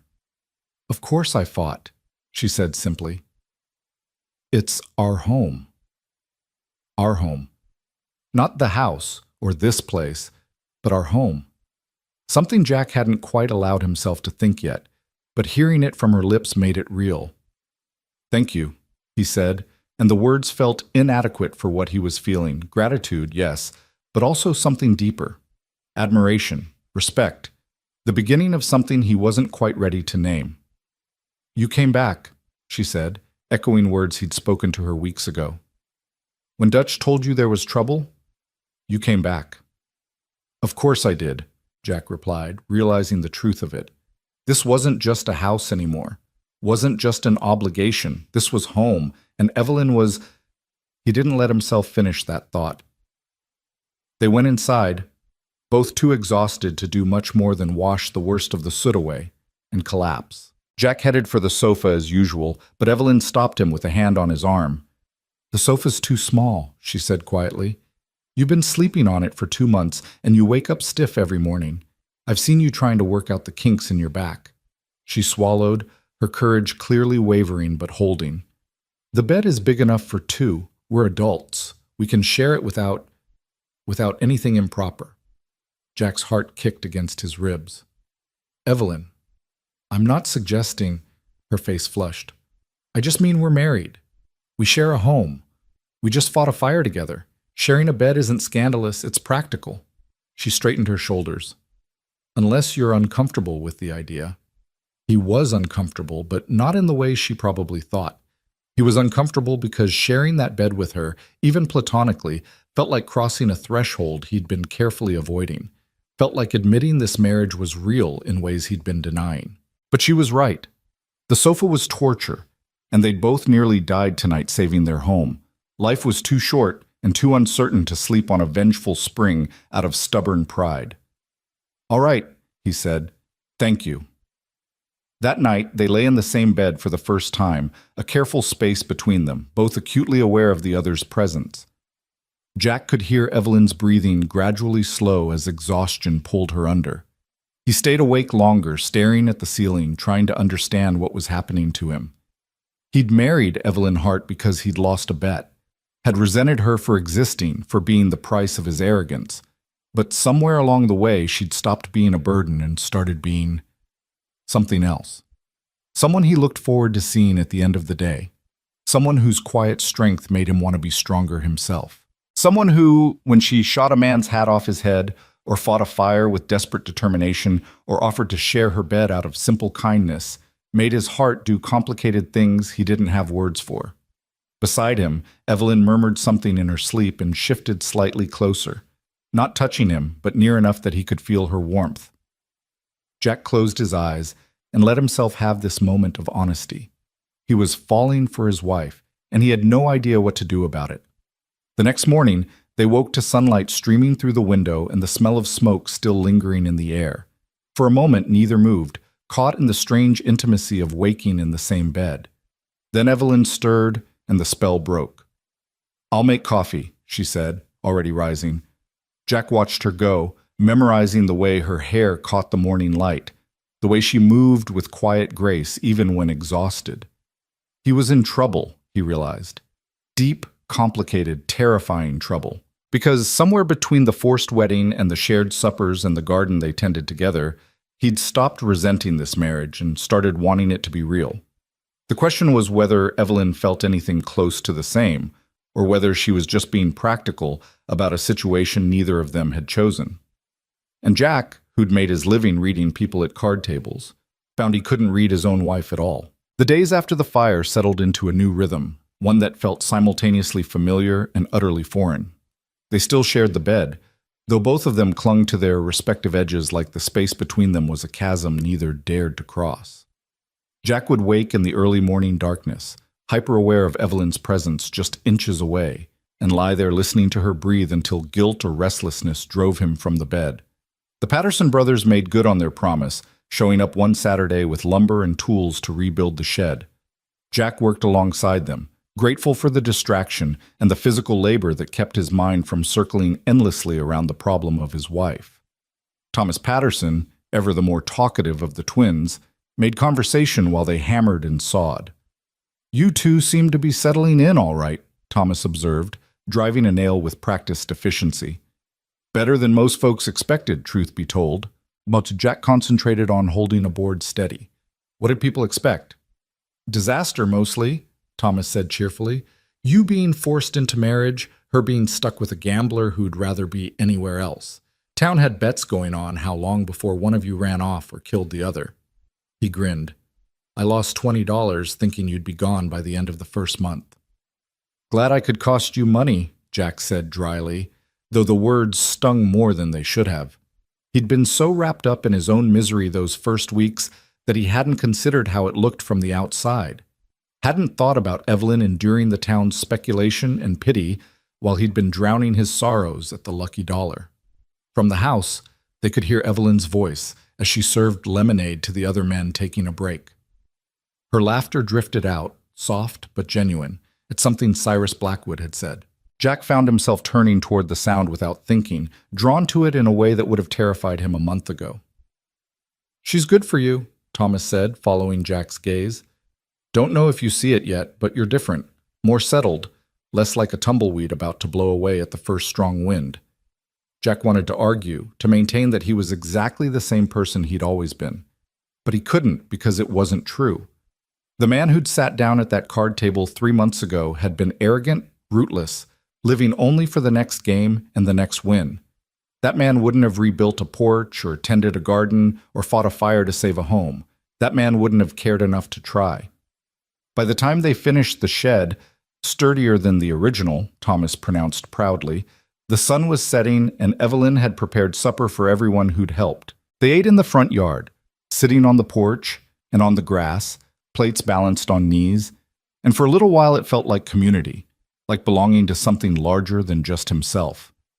After everyone had gone home and the dishes were washed, Jack found Evelyn standing in the garden, looking at the scorched section where fire had claimed some of her plants. The tomatoes had survived, though one side was badly burned. She touched the damaged leaves gently, her expression unreadable in the twilight. "I can replant," she said when she noticed him standing there. "It's late in the season, but some things will still grow." "I'll help," Jack offered. "Tomorrow's Sunday. We could work on it together." She glanced at him, something flickering in her gray eyes. "You don't have to, Jack. I know this isn't how you wanted to spend your life, playing house with a wife you never chose." The words hit harder than she probably intended. Jack stepped closer, needing her to understand something he was only now beginning to understand himself. Maybe not at first, he admitted. But things change. People change. I've been changing, Evelyn, and I think it's because of you. Because of me? She sounded genuinely surprised. I haven't done anything except exist in the same house as you. You've done more than that, Jack said, frustration creeping into his voice. You faced down thieves with a rifle. You fought a fire to save our home. You've been patient with me when I deserved nothing but contempt. You've made this house feel like something worth coming back to. He ran his hand through his hair, searching for the right words. I know I've been a lousy husband. I know this isn't what either of us wanted, but I'm trying to be better, and I need you to know that. Evelyn studied him for a long moment, her expression unreadable. Then she said quietly, I know you're trying, Jack. I see it. She paused. But trying doesn't mean you're happy, and I won't settle for being someone's obligation, no matter how well-intentioned. Before he could respond, she turned and walked back to the house, leaving him standing alone in the damaged garden with a chest full of words he didn't know how to say. That night, the space between them in the bed felt wider than ever, though neither had moved to their previous positions on the edges. Jack lay awake, replaying the conversation, wishing he'd found better words or different ones or any that would have made her understand what he was feeling. But emotions had never been his strong suit. Cards, he could read. People's tells at a poker table, he understood. But the quiet complexities of his wife's heart remained a mystery he couldn't solve. The next morning, they worked in the garden as promised, clearing away the burned plants and preparing the soil for new ones. They moved around each other with careful choreography, passing tools, working in tandem, speaking only when necessary. It should have felt comfortable, companionable even. Instead, it felt like they were both holding their breath, waiting for something neither could name. By Monday, Coyote Ridge had new gossip to chew on that momentarily distracted from the ongoing saga of Jack and Evelyn Merritt. A group of men had been spotted camping at the old Hartley Ranch, the same land that had been the prize in Jack's fateful card game. They weren't doing any harm, just passing through supposedly, but something about them made people nervous. Jack heard about it from Dutch at the livery. Sheriff Morrison went out to talk to them, Dutch said, his voice low. Said they were polite enough, claimed to be prospectors heading west. But they've been there 3 days now, and they don't seem to be moving on. Maybe they're just resting, Jack suggested, though something in his gut twisted uncomfortably. Maybe, Dutch agreed, but his expression said he didn't believe it.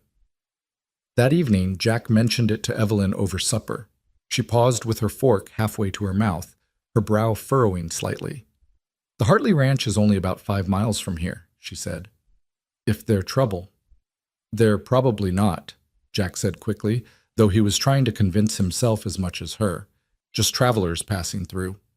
But 2 days later, trouble proved him wrong. Jack was at the livery when Sarah Patterson came racing into town on horseback, her face flushed with exertion and fear. She pulled up hard enough that her horse nearly sat back on its haunches, and before she'd even dismounted properly, she was shouting for the sheriff. They took our cattle, she gasped when Sheriff Morrison came running. Those men from the Hartley place. They came onto our land with guns and took a dozen head, drove them off toward the hills.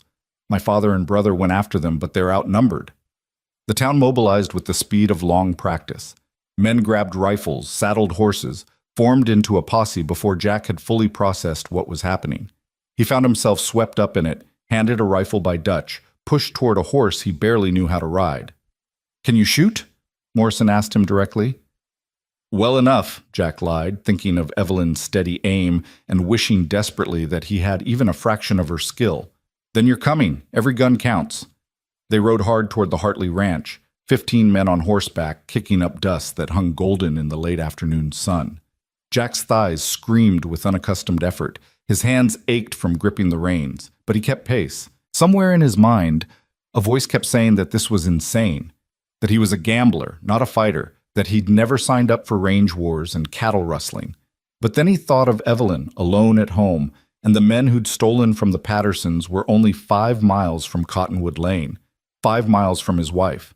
They found the rustlers trying to move the stolen cattle through a narrow canyon, exactly where Sheriff Morrison had predicted they'd go.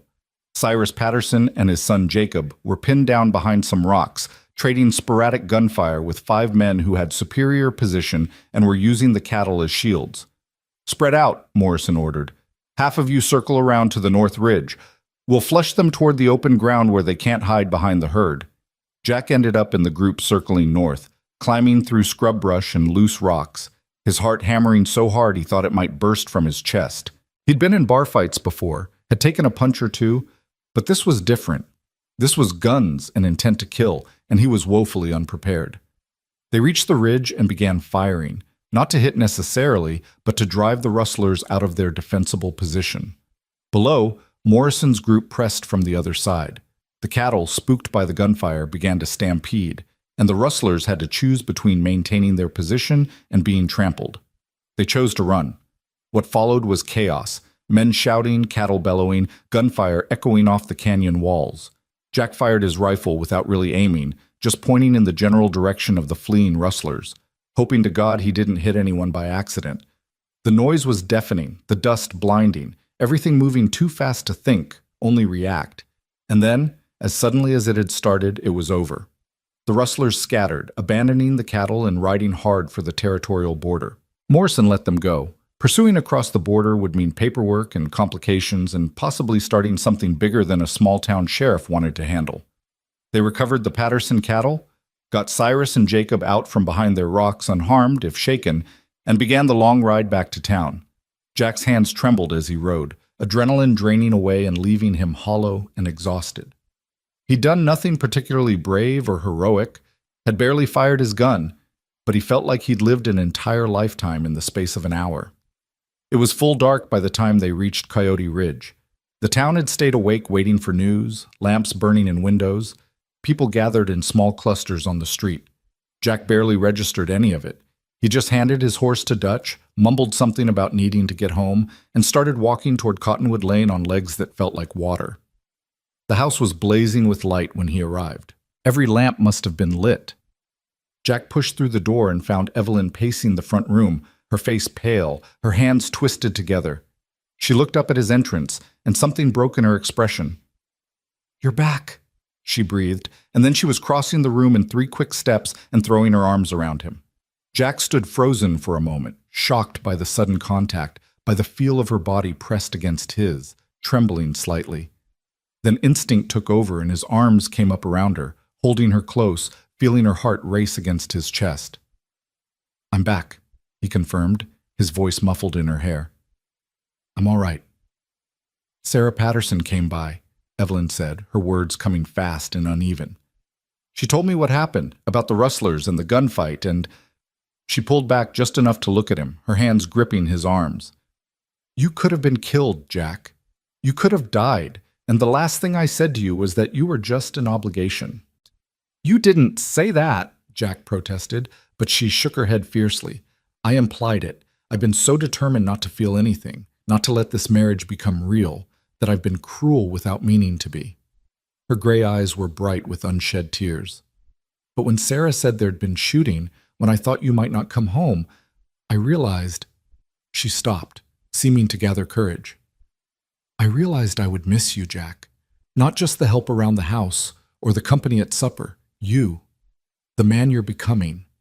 The man who rebuilds porches and waters gardens and rides into danger even though he's terrified because it's the right thing to do." Jack's heart felt too large for his chest. "Evelyn, I've been falling in love with you," she said in a rush, like the words had been dammed up too long. "Slowly, in small moments, without meaning to, and I've been fighting it because I was afraid you'd never feel the same, that I'd always just be the woman you lost a bet over." She took a shaking breath. "But life's too short and too uncertain to keep pretending I don't care." For a long moment, Jack just stared at her, trying to process words he desperately wanted to hear, but never expected to. Then, because words had always failed him at crucial moments, he did the only thing that made sense. He kissed her.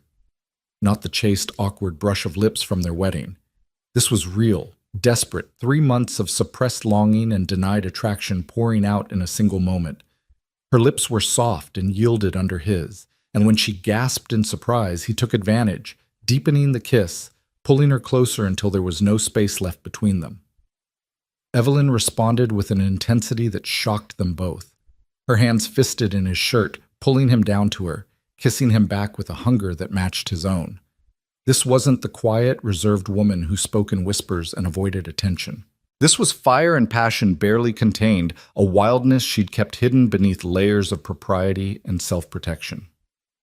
When they finally broke apart, both breathing hard, Jack rested his forehead against hers and tried to find words adequate to the moment. "I love you," he said, because sometimes simple was best. "I've been falling for you too, probably since you shot that man's hat off, maybe even before. You terrify me and amaze me and make me want to be better than I've ever been." He cupped her face in his hands, needing her to see the truth in his eyes. "You're not an obligation, Evelyn. You're the best thing that ever happened to me, even if it took a card game to make me see it." She laughed, and it came out half-sob. "That's the most romantic thing anyone's ever said to me." "Then I need to work on my romantic speeches," Jack said, smiling despite the exhaustion weighing on him. "Because you deserve poetry and declarations and all the things I don't know how to give you." "I don't need poetry," Evelyn said softly. "I just need you. Here, present, not running away to saloons or pretending this isn't real." She paused. "Can you do that?" "Yes," Jack said without hesitation. "I can do that. I want to do that." They kissed again, slower this time, thorough and promising. When they finally made it to the bedroom, they didn't cling to opposite edges. They met in the middle, wrapped in each other's arms, and for the first time since their forced wedding, it felt like they were truly married. Not because a bet had bound them, but because they'd chosen each other, slowly and painfully and finally. But if Jack thought his troubles were over, he was mistaken. Peace in Coyote Ridge never lasted long, and his particular demons had one more test to throw at him. It happened 2 weeks later, on a Saturday night. Jack had stayed late at the livery helping Dutch with a difficult horse, and by the time he finished, darkness had fallen.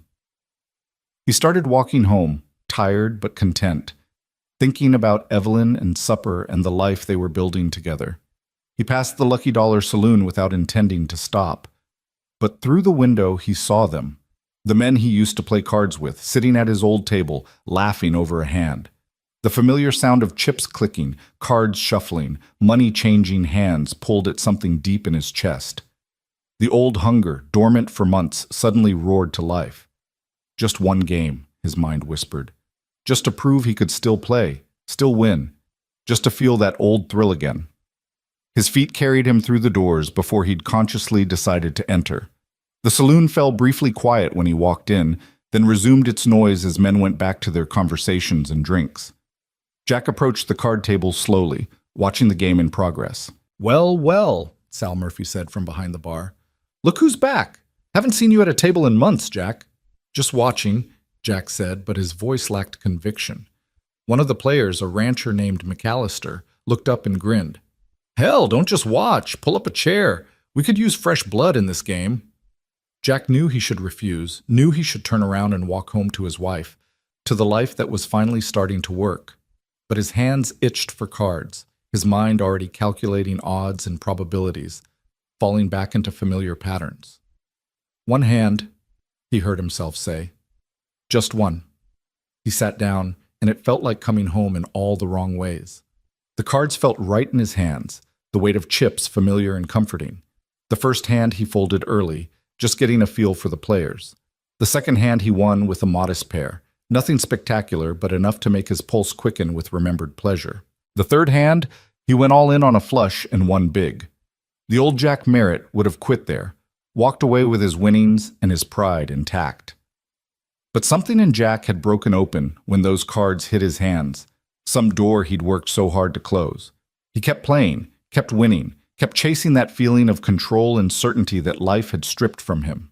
He didn't notice the hours passing, didn't notice Sal Murphy's increasingly concerned looks, didn't notice when midnight came and went, when the saloon started to empty, when he should have been home with Evelyn hours ago.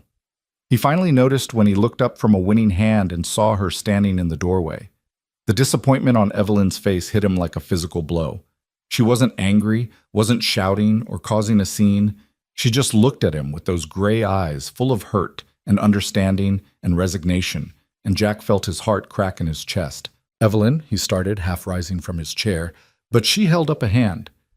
"No," she said quietly, but her voice carried in the now silent saloon. "Don't. Don't apologize or make excuses or promise it won't happen again." She wrapped her shawl tighter around her shoulders. "I came because I was worried, because you didn't come home, and after what happened with the rustlers, I thought maybe something had happened to you. But you're fine, you're just—" She gestured at the table, at the cards and chips, and the life he'd promised to leave behind. "You're just being who you've always been." "That's not fair," Jack protested, but even as he said it, he knew she was right. The moment he'd sat down at this table, he'd become the old Jack Merritt, the gambler who cared more about the game than about anything or anyone else. "Fair?" Evelyn's voice broke slightly. "You want to talk about fair? You told me you loved me, Jack. You promised you were choosing me, choosing us. But the first time you walk past this place, the first time cards call to you, you forget all of that." She blinked rapidly, fighting tears. "I can't compete with this. I won't compete with this. Either you want the life we're building, or you want this table. But you can't have both." She turned and walked out, and Jack sat frozen, the winning hand still clutched in his fingers, suddenly worth nothing at all. "You better go after her," Sal said quietly from the bar. "Before you lose something you can't win back." Jack looked down at his cards, at his winnings, at the game that had defined him for so long. Then he looked at the door where Evelyn had disappeared, and the choice suddenly became crystal clear. He stood, swept his winnings toward McAllister. "Take it. All of it." "What? Jack, you won fair and square?" "I don't care," Jack interrupted. "I don't want it. I don't want any of this." He looked around the saloon, at the life he was leaving behind. "I'm done. For real this time. No more cards, no more gambling. I'm done." He ran out into the night, searching for Evelyn, his heart pounding with fear that he'd already lost her. He found her halfway down Main Street, walking fast, her shoulders shaking with suppressed sobs. "Evelyn, wait!" he called, running to catch up. "Please wait!" She stopped but didn't turn around. "Why should I?" "Because I'm an idiot," Jack said, circling to face her. "Because I'm a fool who almost threw away the best thing in his life for a card game.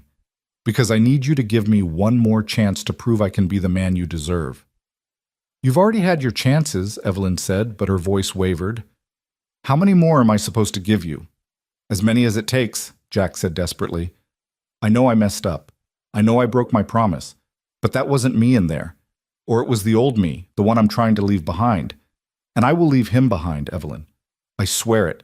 Because cards don't warm my bed at night. Cards don't make me laugh or challenge me to be better or kiss me like I'm the only thing that matters in the world."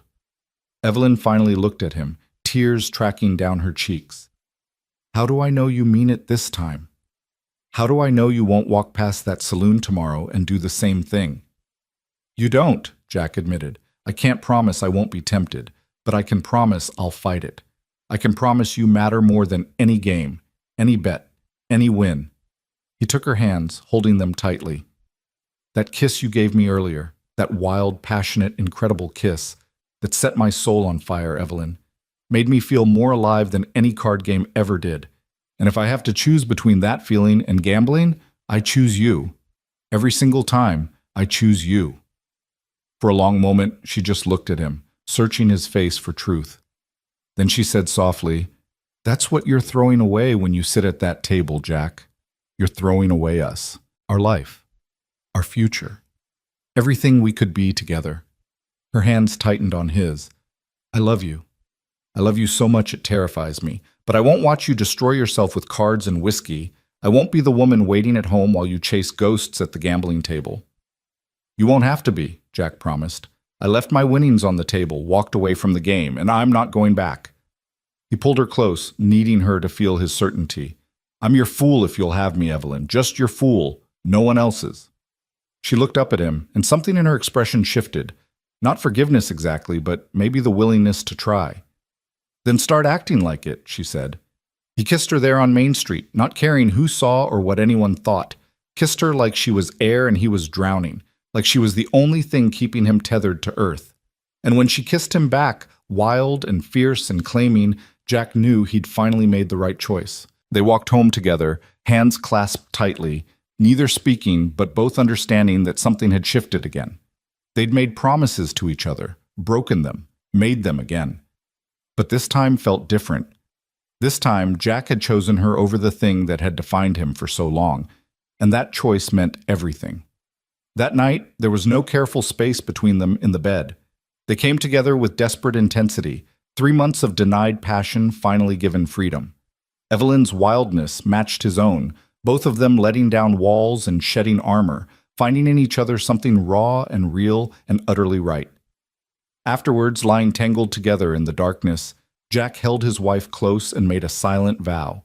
He'd been a gambler, a drunk, a fool. But from now on, he'd be Evelyn's husband, worthy of her love, equal to her strength, present in every moment they built together. The cards had dealt him this hand, but he'd played it himself. And somehow, impossibly, he'd won the greatest prize of all. Morning came too early, sunlight spilling through the window like an accusation. Jack woke with Evelyn curled against his side, her head resting on his chest, one hand splayed over his heart as if claiming it. He lay still, afraid to move and break the spell, afraid this was just another dream that would evaporate with full consciousness. But she was real and warm and his, and the memories of last night flooded back with stunning clarity.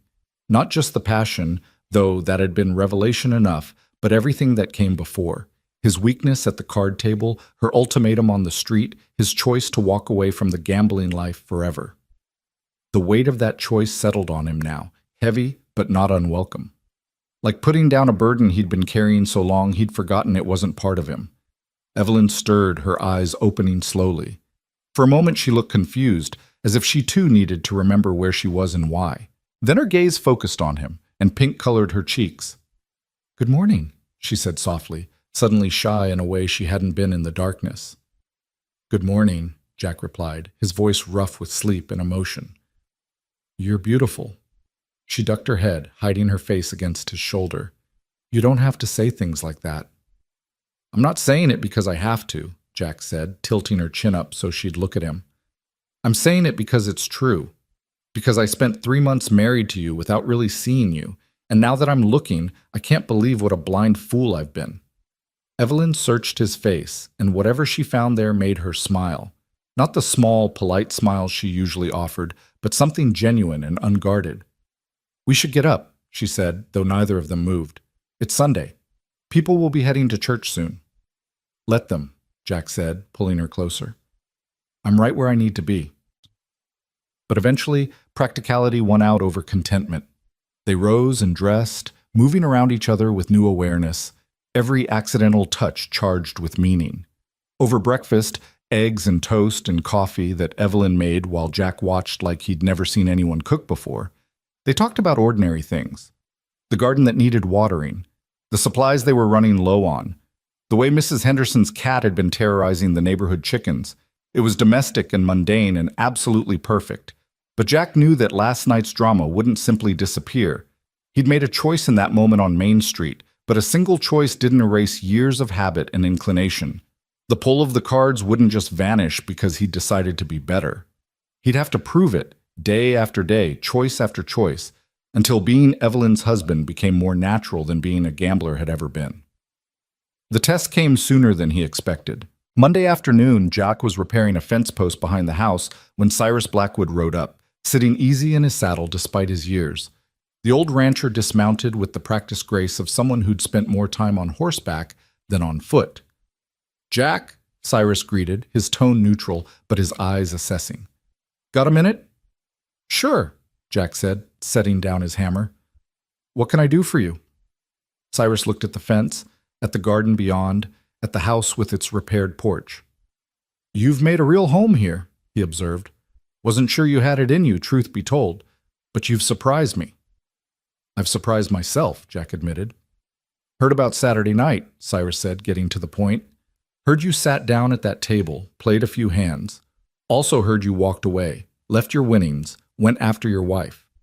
He pulled a folded paper from his vest pocket. "That took character. More than I gave you credit for when we made that bet." Jack waited, sensing there was more coming. Cyrus handed him the paper. "That's the deed to the Hartley Ranch. 200 acres, just like we wagered. I'm giving it to you. Jack stared at the paper like it might bite him. What? Why? I lost the bet. I married Evelyn. That was the price.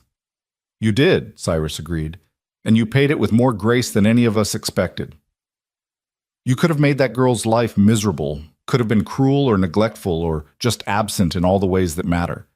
Instead, you became a husband, a real one. He pushed the deed toward Jack.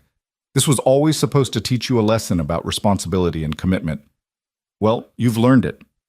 So take the land, build something on it, make it a legacy for the family you're starting. Jack's hand shook as he took the deed. 200 acres. The dream he'd gambled for and lost, now being given to him freely. I don't know what to say. Say you'll use it well, Cyrus said simply. Say you'll honor the lesson it cost to earn it. He climbed back on his horse, settling into the saddle. And Jack, that wife of yours is something special. You already know that, but I'm saying it anyway. Don't take her for granted. Not ever. I won't, Jack promised, and meant it with every fiber of his being. After Cyrus rode off, Jack stood holding the deed, trying to process what had just happened. The thing he'd wanted most in the world, the prize that had led him into the worst mistake of his life, was now his. Not because he'd won it, but because he'd proven worthy of it through the slow, painful work of becoming a better man. He found Evelyn in the kitchen, working on mending. She looked up when he entered, and her expression shifted from mild curiosity to concern when she saw his face. "What's wrong?" she asked, setting down her sewing.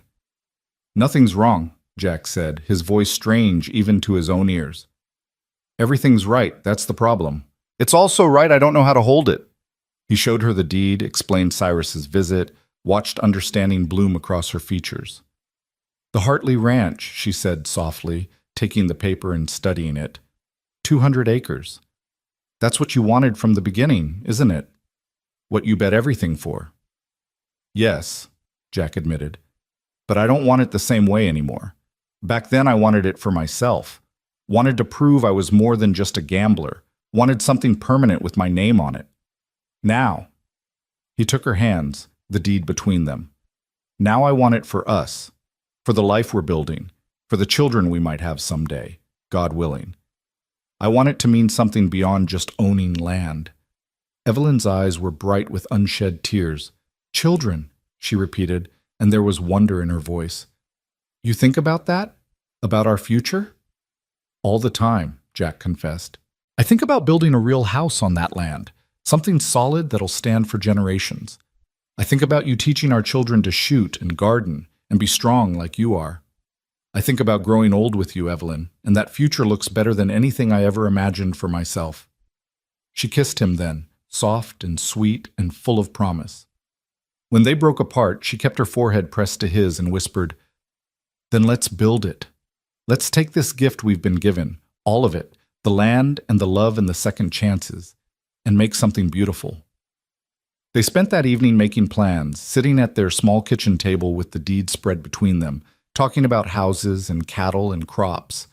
Evelyn had ideas Jack never would have considered, about water management and sustainable grazing, about which crops would thrive in the desert soil and which were fool's errands. She'd been reading, she admitted, borrowing books from the small library that Martha Brennan maintained in the church basement, preparing for a future she'd hoped for but hadn't dared to count on. "You really think we can do this?" Jack asked as the lamp burned low and night deepened around them. "Turn that empty land into something that matters?" "I think we can do anything," Evelyn said with quiet confidence. "Look what we've already done. We took a marriage that started as punishment and turned it into something real. We built a home out of nothing but stubbornness and hope. Why shouldn't we be able to build a ranch?" She was right, and Jack felt something settle in his chest. Not just love, though there was plenty of that, but purpose, direction, a reason to wake up each morning that went beyond just getting through the day. The next weeks blurred together in a flurry of activity. Jack gave notice at the livery, promising Dutch he'd help find a replacement before leaving. They sold the house on Cottonwood Lane to a young couple just starting out, passing on the same gift Samuel Hart had given them. They bought supplies, lumber and tools and seed and everything else they'd need to start from scratch. Samuel Hart watched these preparations with an expression Jack couldn't quite read. One evening, he invited them both to supper at his small apartment above the general store. They ate simple food, stew and bread that Samuel had clearly struggled to prepare, and made awkward conversation until finally the older man set down his fork and looked at Jack directly. "I was wrong about you," Samuel said without preamble. "When this started, I thought you were trash. A worthless gambler who'd ruin my daughter's life and break her heart. I thought the best I could hope for was that you'd treat her decent and not beat her, or drink away whatever money she managed to earn." Jack felt Evelyn stiffen beside him, but Samuel held up a hand. "Let me finish," he said. "I was wrong. You're not trash. You're a man who made mistakes and owned them. A man who changed because change was needed. A man who loves my daughter the way she deserves to be loved. Not in spite of who she is, but because of it." His voice roughened. "You've given her something I couldn't. You've given her a future, a partnership, a chance to be more than just Samuel Hart's quiet daughter. And for that, I'm grateful." Evelyn's hand found Jack's under the table, squeezing tightly. "Papa?" "I'm also sorry," Samuel continued. "Sorry I didn't see her strength before you came along. Sorry I let her hide in my store in my shadow instead of pushing her to find her own way. Sorry I was so busy being angry about the bet that I didn't see you two were actually building something worth having." He stood, crossed to them, and offered Jack his hand. "Welcome to the family, son. For real this time." Jack shook his father-in-law's hand, feeling the weight of acceptance settle on his shoulders. They talked late into the night, Samuel sharing stories about Evelyn's mother, about the early days in Coyote Ridge, about his own mistakes and regrets. By the time they walked home under a sky full of stars, Jack felt like he'd been given something precious. Not just acceptance, but belonging. "He really means it," Evelyn said wonderingly. "He approves of you, of us." "Sounds like it," Jack agreed, his arm around her shoulders as they walked. "Think he'll come visit us at the ranch once we're settled?" "I think he'd like that," Evelyn said. "I think he'd like it very much." They moved to the Hartley Ranch on a bright morning in late September, when the worst of the summer heat had finally broken. Their belongings fit in a single wagon, a humbling reminder of how little they had in material terms. But Jack looked at Evelyn sitting beside him on the wagon seat, the deed to 200 acres tucked safely in his pocket, and felt richer than any card game had ever made him. The land was beautiful in a harsh, unforgiving way. Rolling hills covered in scrub brush and desert grass, broken by outcroppings of red rock and stands of juniper. The 3 natural springs Cyrus had mentioned formed small pools that attracted wildlife and supported surprising patches of green. It was raw and wild and full of possibility. "There," Evelyn said, pointing to a slight rise that overlooked the largest spring. "That's where we should build the house, high enough to catch the breeze, close enough to water, with a view of the whole property." Jack could see it. Not just the house as it would be, but their whole life spreading out before them. Children playing in the yard, cattle grazing the hills, fields of crops they'd coax from the reluctant soil. Years and decades of work and love and building something that would outlast them both. "Perfect," he said, and meant it in every possible way. They lived in a tent for the first month while Jack built a cabin. It wasn't fancy, just one room with a loft, a fireplace that smoked when the wind shifted wrong, and windows that didn't quite fit their frames. But Evelyn made it a home with curtains sewn from fabric scraps and furniture salvaged from the old Hartley buildings. She planted a garden 3 times the size of the one they'd had on Cottonwood Lane, her hands in the soil every day, coaxing life from the desert. Jack worked until his body ached and his hands bled, building fences and repairing the old barn and learning everything he could about running a ranch. The Patterson brothers helped, teaching him about cattle and grazing rotation and which parts of his land were best for what purposes. Cyrus Blackwood stopped by regularly, offering advice and criticism in equal measure, always leaving Jack with something new to think about. It was the hardest work Jack had ever done. Harder than gambling, harder than anything he'd attempted before. Some mornings he woke before dawn, looked at the endless list of tasks ahead of him, and felt overwhelmed by the magnitude of what they'd taken on. But then Evelyn would stir beside him, still half asleep, and press a kiss to his shoulder before rising to start her own day. And Jack would remember why he was doing this. Not for land or legacy or even redemption. For her. For them. for the life they were building together, one choice at a time. 3 months after moving to the ranch, Jack made a trip back to Coyote Ridge for supplies. He timed it carefully, arriving in the morning and planning to leave by afternoon, minimizing his time in town. Not because he didn't trust himself anymore, but because the ranch needed him, and he didn't want to waste time. Still, his route took him past the Lucky Dollar Saloon. He slowed despite himself, old habits pulling at him. Through the window, he could see men at the tables, the familiar scene of cards and chips, and the promise of that old thrill. For a moment, just a moment, he let himself remember what it felt like. The rush of a winning hand, the respect in other players' eyes when he made a brilliant play, the simplicity of a world where everything came down to luck and skill and reading the odds. Then he thought of Evelyn, probably working in the garden right now, her hands in the soil, building something that would last. He thought of the cabin they'd built together, imperfect but sturdy. He thought of the life they were creating, difficult and uncertain, but utterly real. The pull of the cards faded, replaced by something stronger. Not temptation conquered, but choice affirmed. He didn't walk away from the saloon because he had to. He walked away because he wanted to, because what waited for him at home was infinitely more valuable than anything he could win at those tables. He finished his shopping, loaded the wagon, and started the drive back to the ranch. The sun was setting by the time he arrived, painting the desert in shades of gold and crimson. Evelyn was waiting on the porch of their small cabin, and when she saw him, her face lit up with a smile that made every hard choice, every moment of doubt, completely worthwhile. "Welcome home," she said as he climbed down from the wagon. "It's good to be home," Jack replied, and realized he'd never meant anything more in his life. That night, after supper, and after they'd unloaded the supplies together, they sat on their porch watching stars emerge in the darkening sky. Evelyn leaned against Jack's shoulder, his arm around her, both of them tired but content. "Do you ever regret it?" she asked softly. "The bet? The marriage? All of it?" Jack considered the question seriously. Did he regret the arrogance that had led him to that table? The stupidity of the wager? The 3 months of stubbornness and missed opportunities? "I regret that it took me so long to see what was right in front of me," he said finally. "I regret wasting time being miserable when I could have been getting to know you. I regret the hurt I caused you with my selfishness." He pressed a kiss to the top of her head. "But regret the bet itself?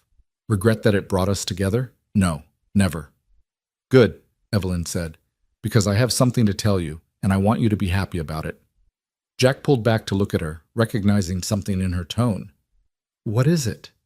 She took his hand and placed it on her stomach, her gray eyes bright with emotion. "We're going to have a baby, Jack. Due sometime in the spring, the doctor in Tucson thinks." The world stopped. Just completely stopped. Every sound and sensation fading except for Evelyn's face and the weight of her hand over his on her stomach.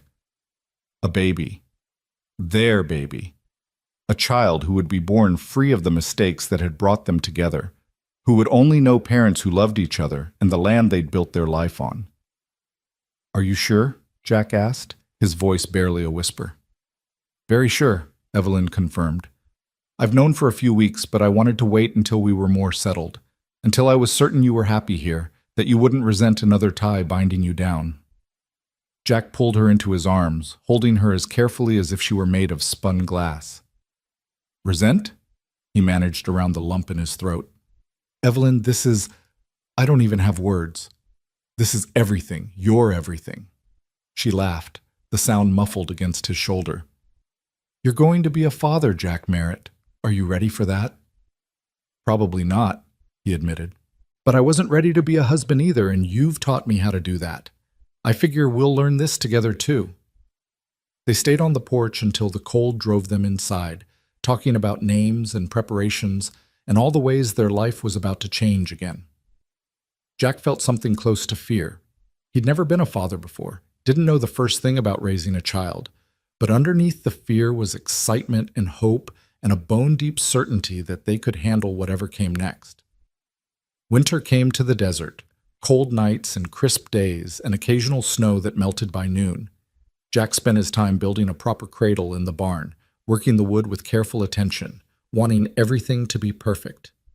Evelyn knitted tiny clothes and prepared the cabin, her body changing slowly as their child grew inside her. They had their difficulties. Money was tight until they could sell their first cattle. The work was relentless, never quite done no matter how many hours they put in.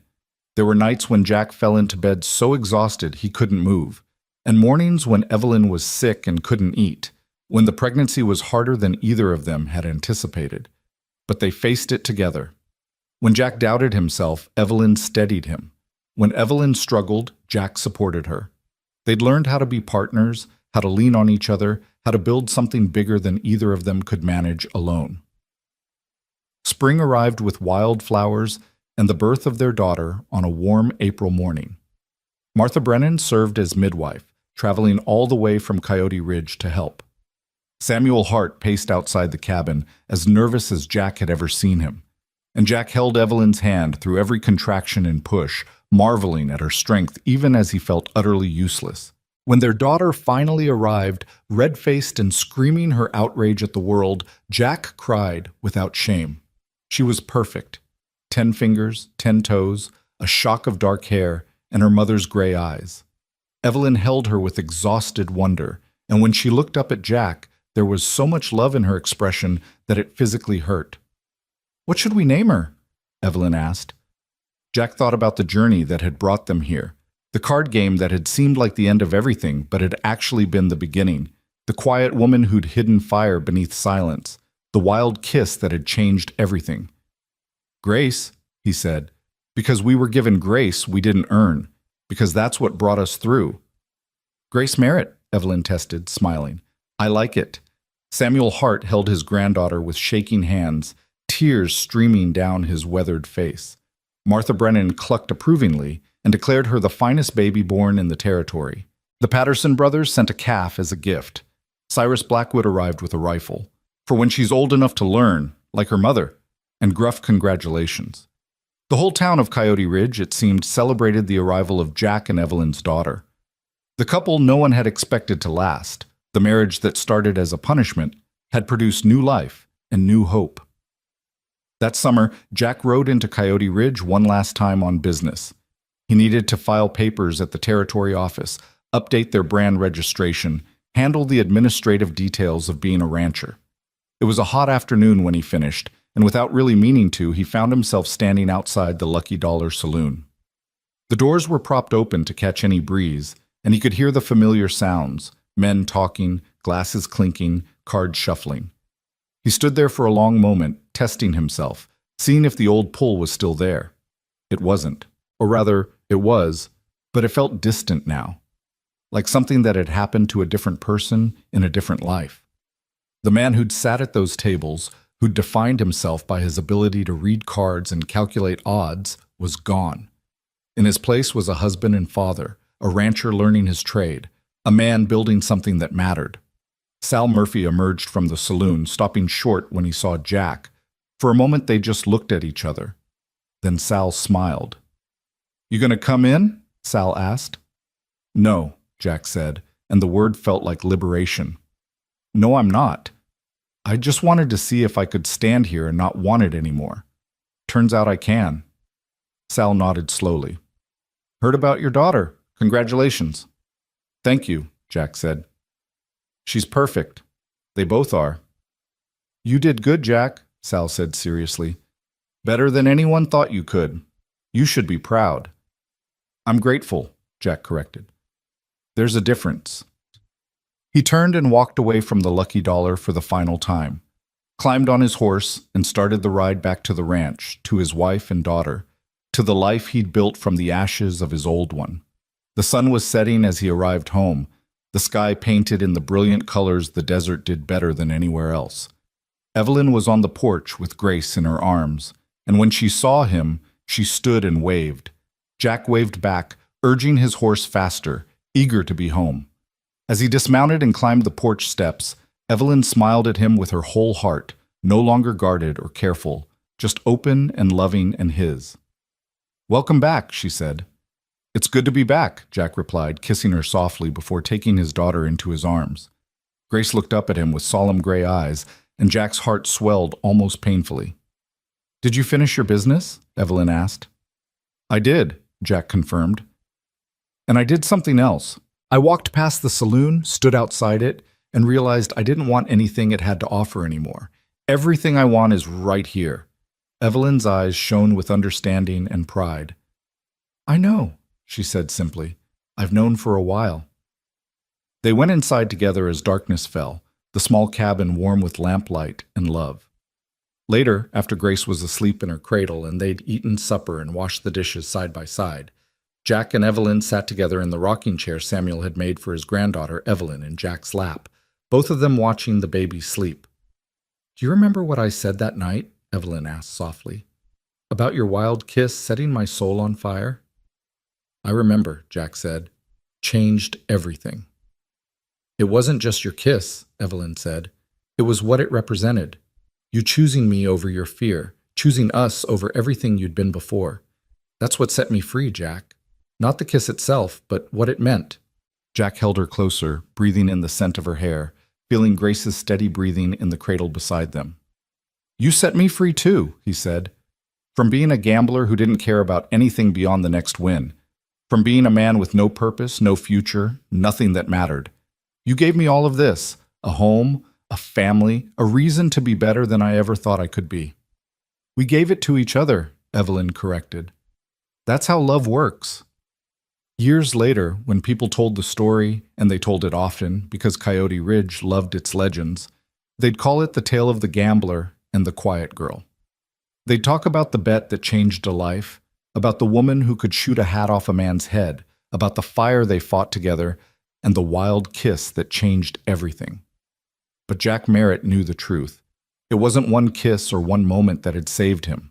It was 1,000 small choices, 1,000 quiet moments, 1,000 times he'd chosen her and she'd chosen him right back. It was waking up beside her every morning and choosing to be the man she deserved. It was watching her tend their garden and raise their daughter and build their life with steady determination.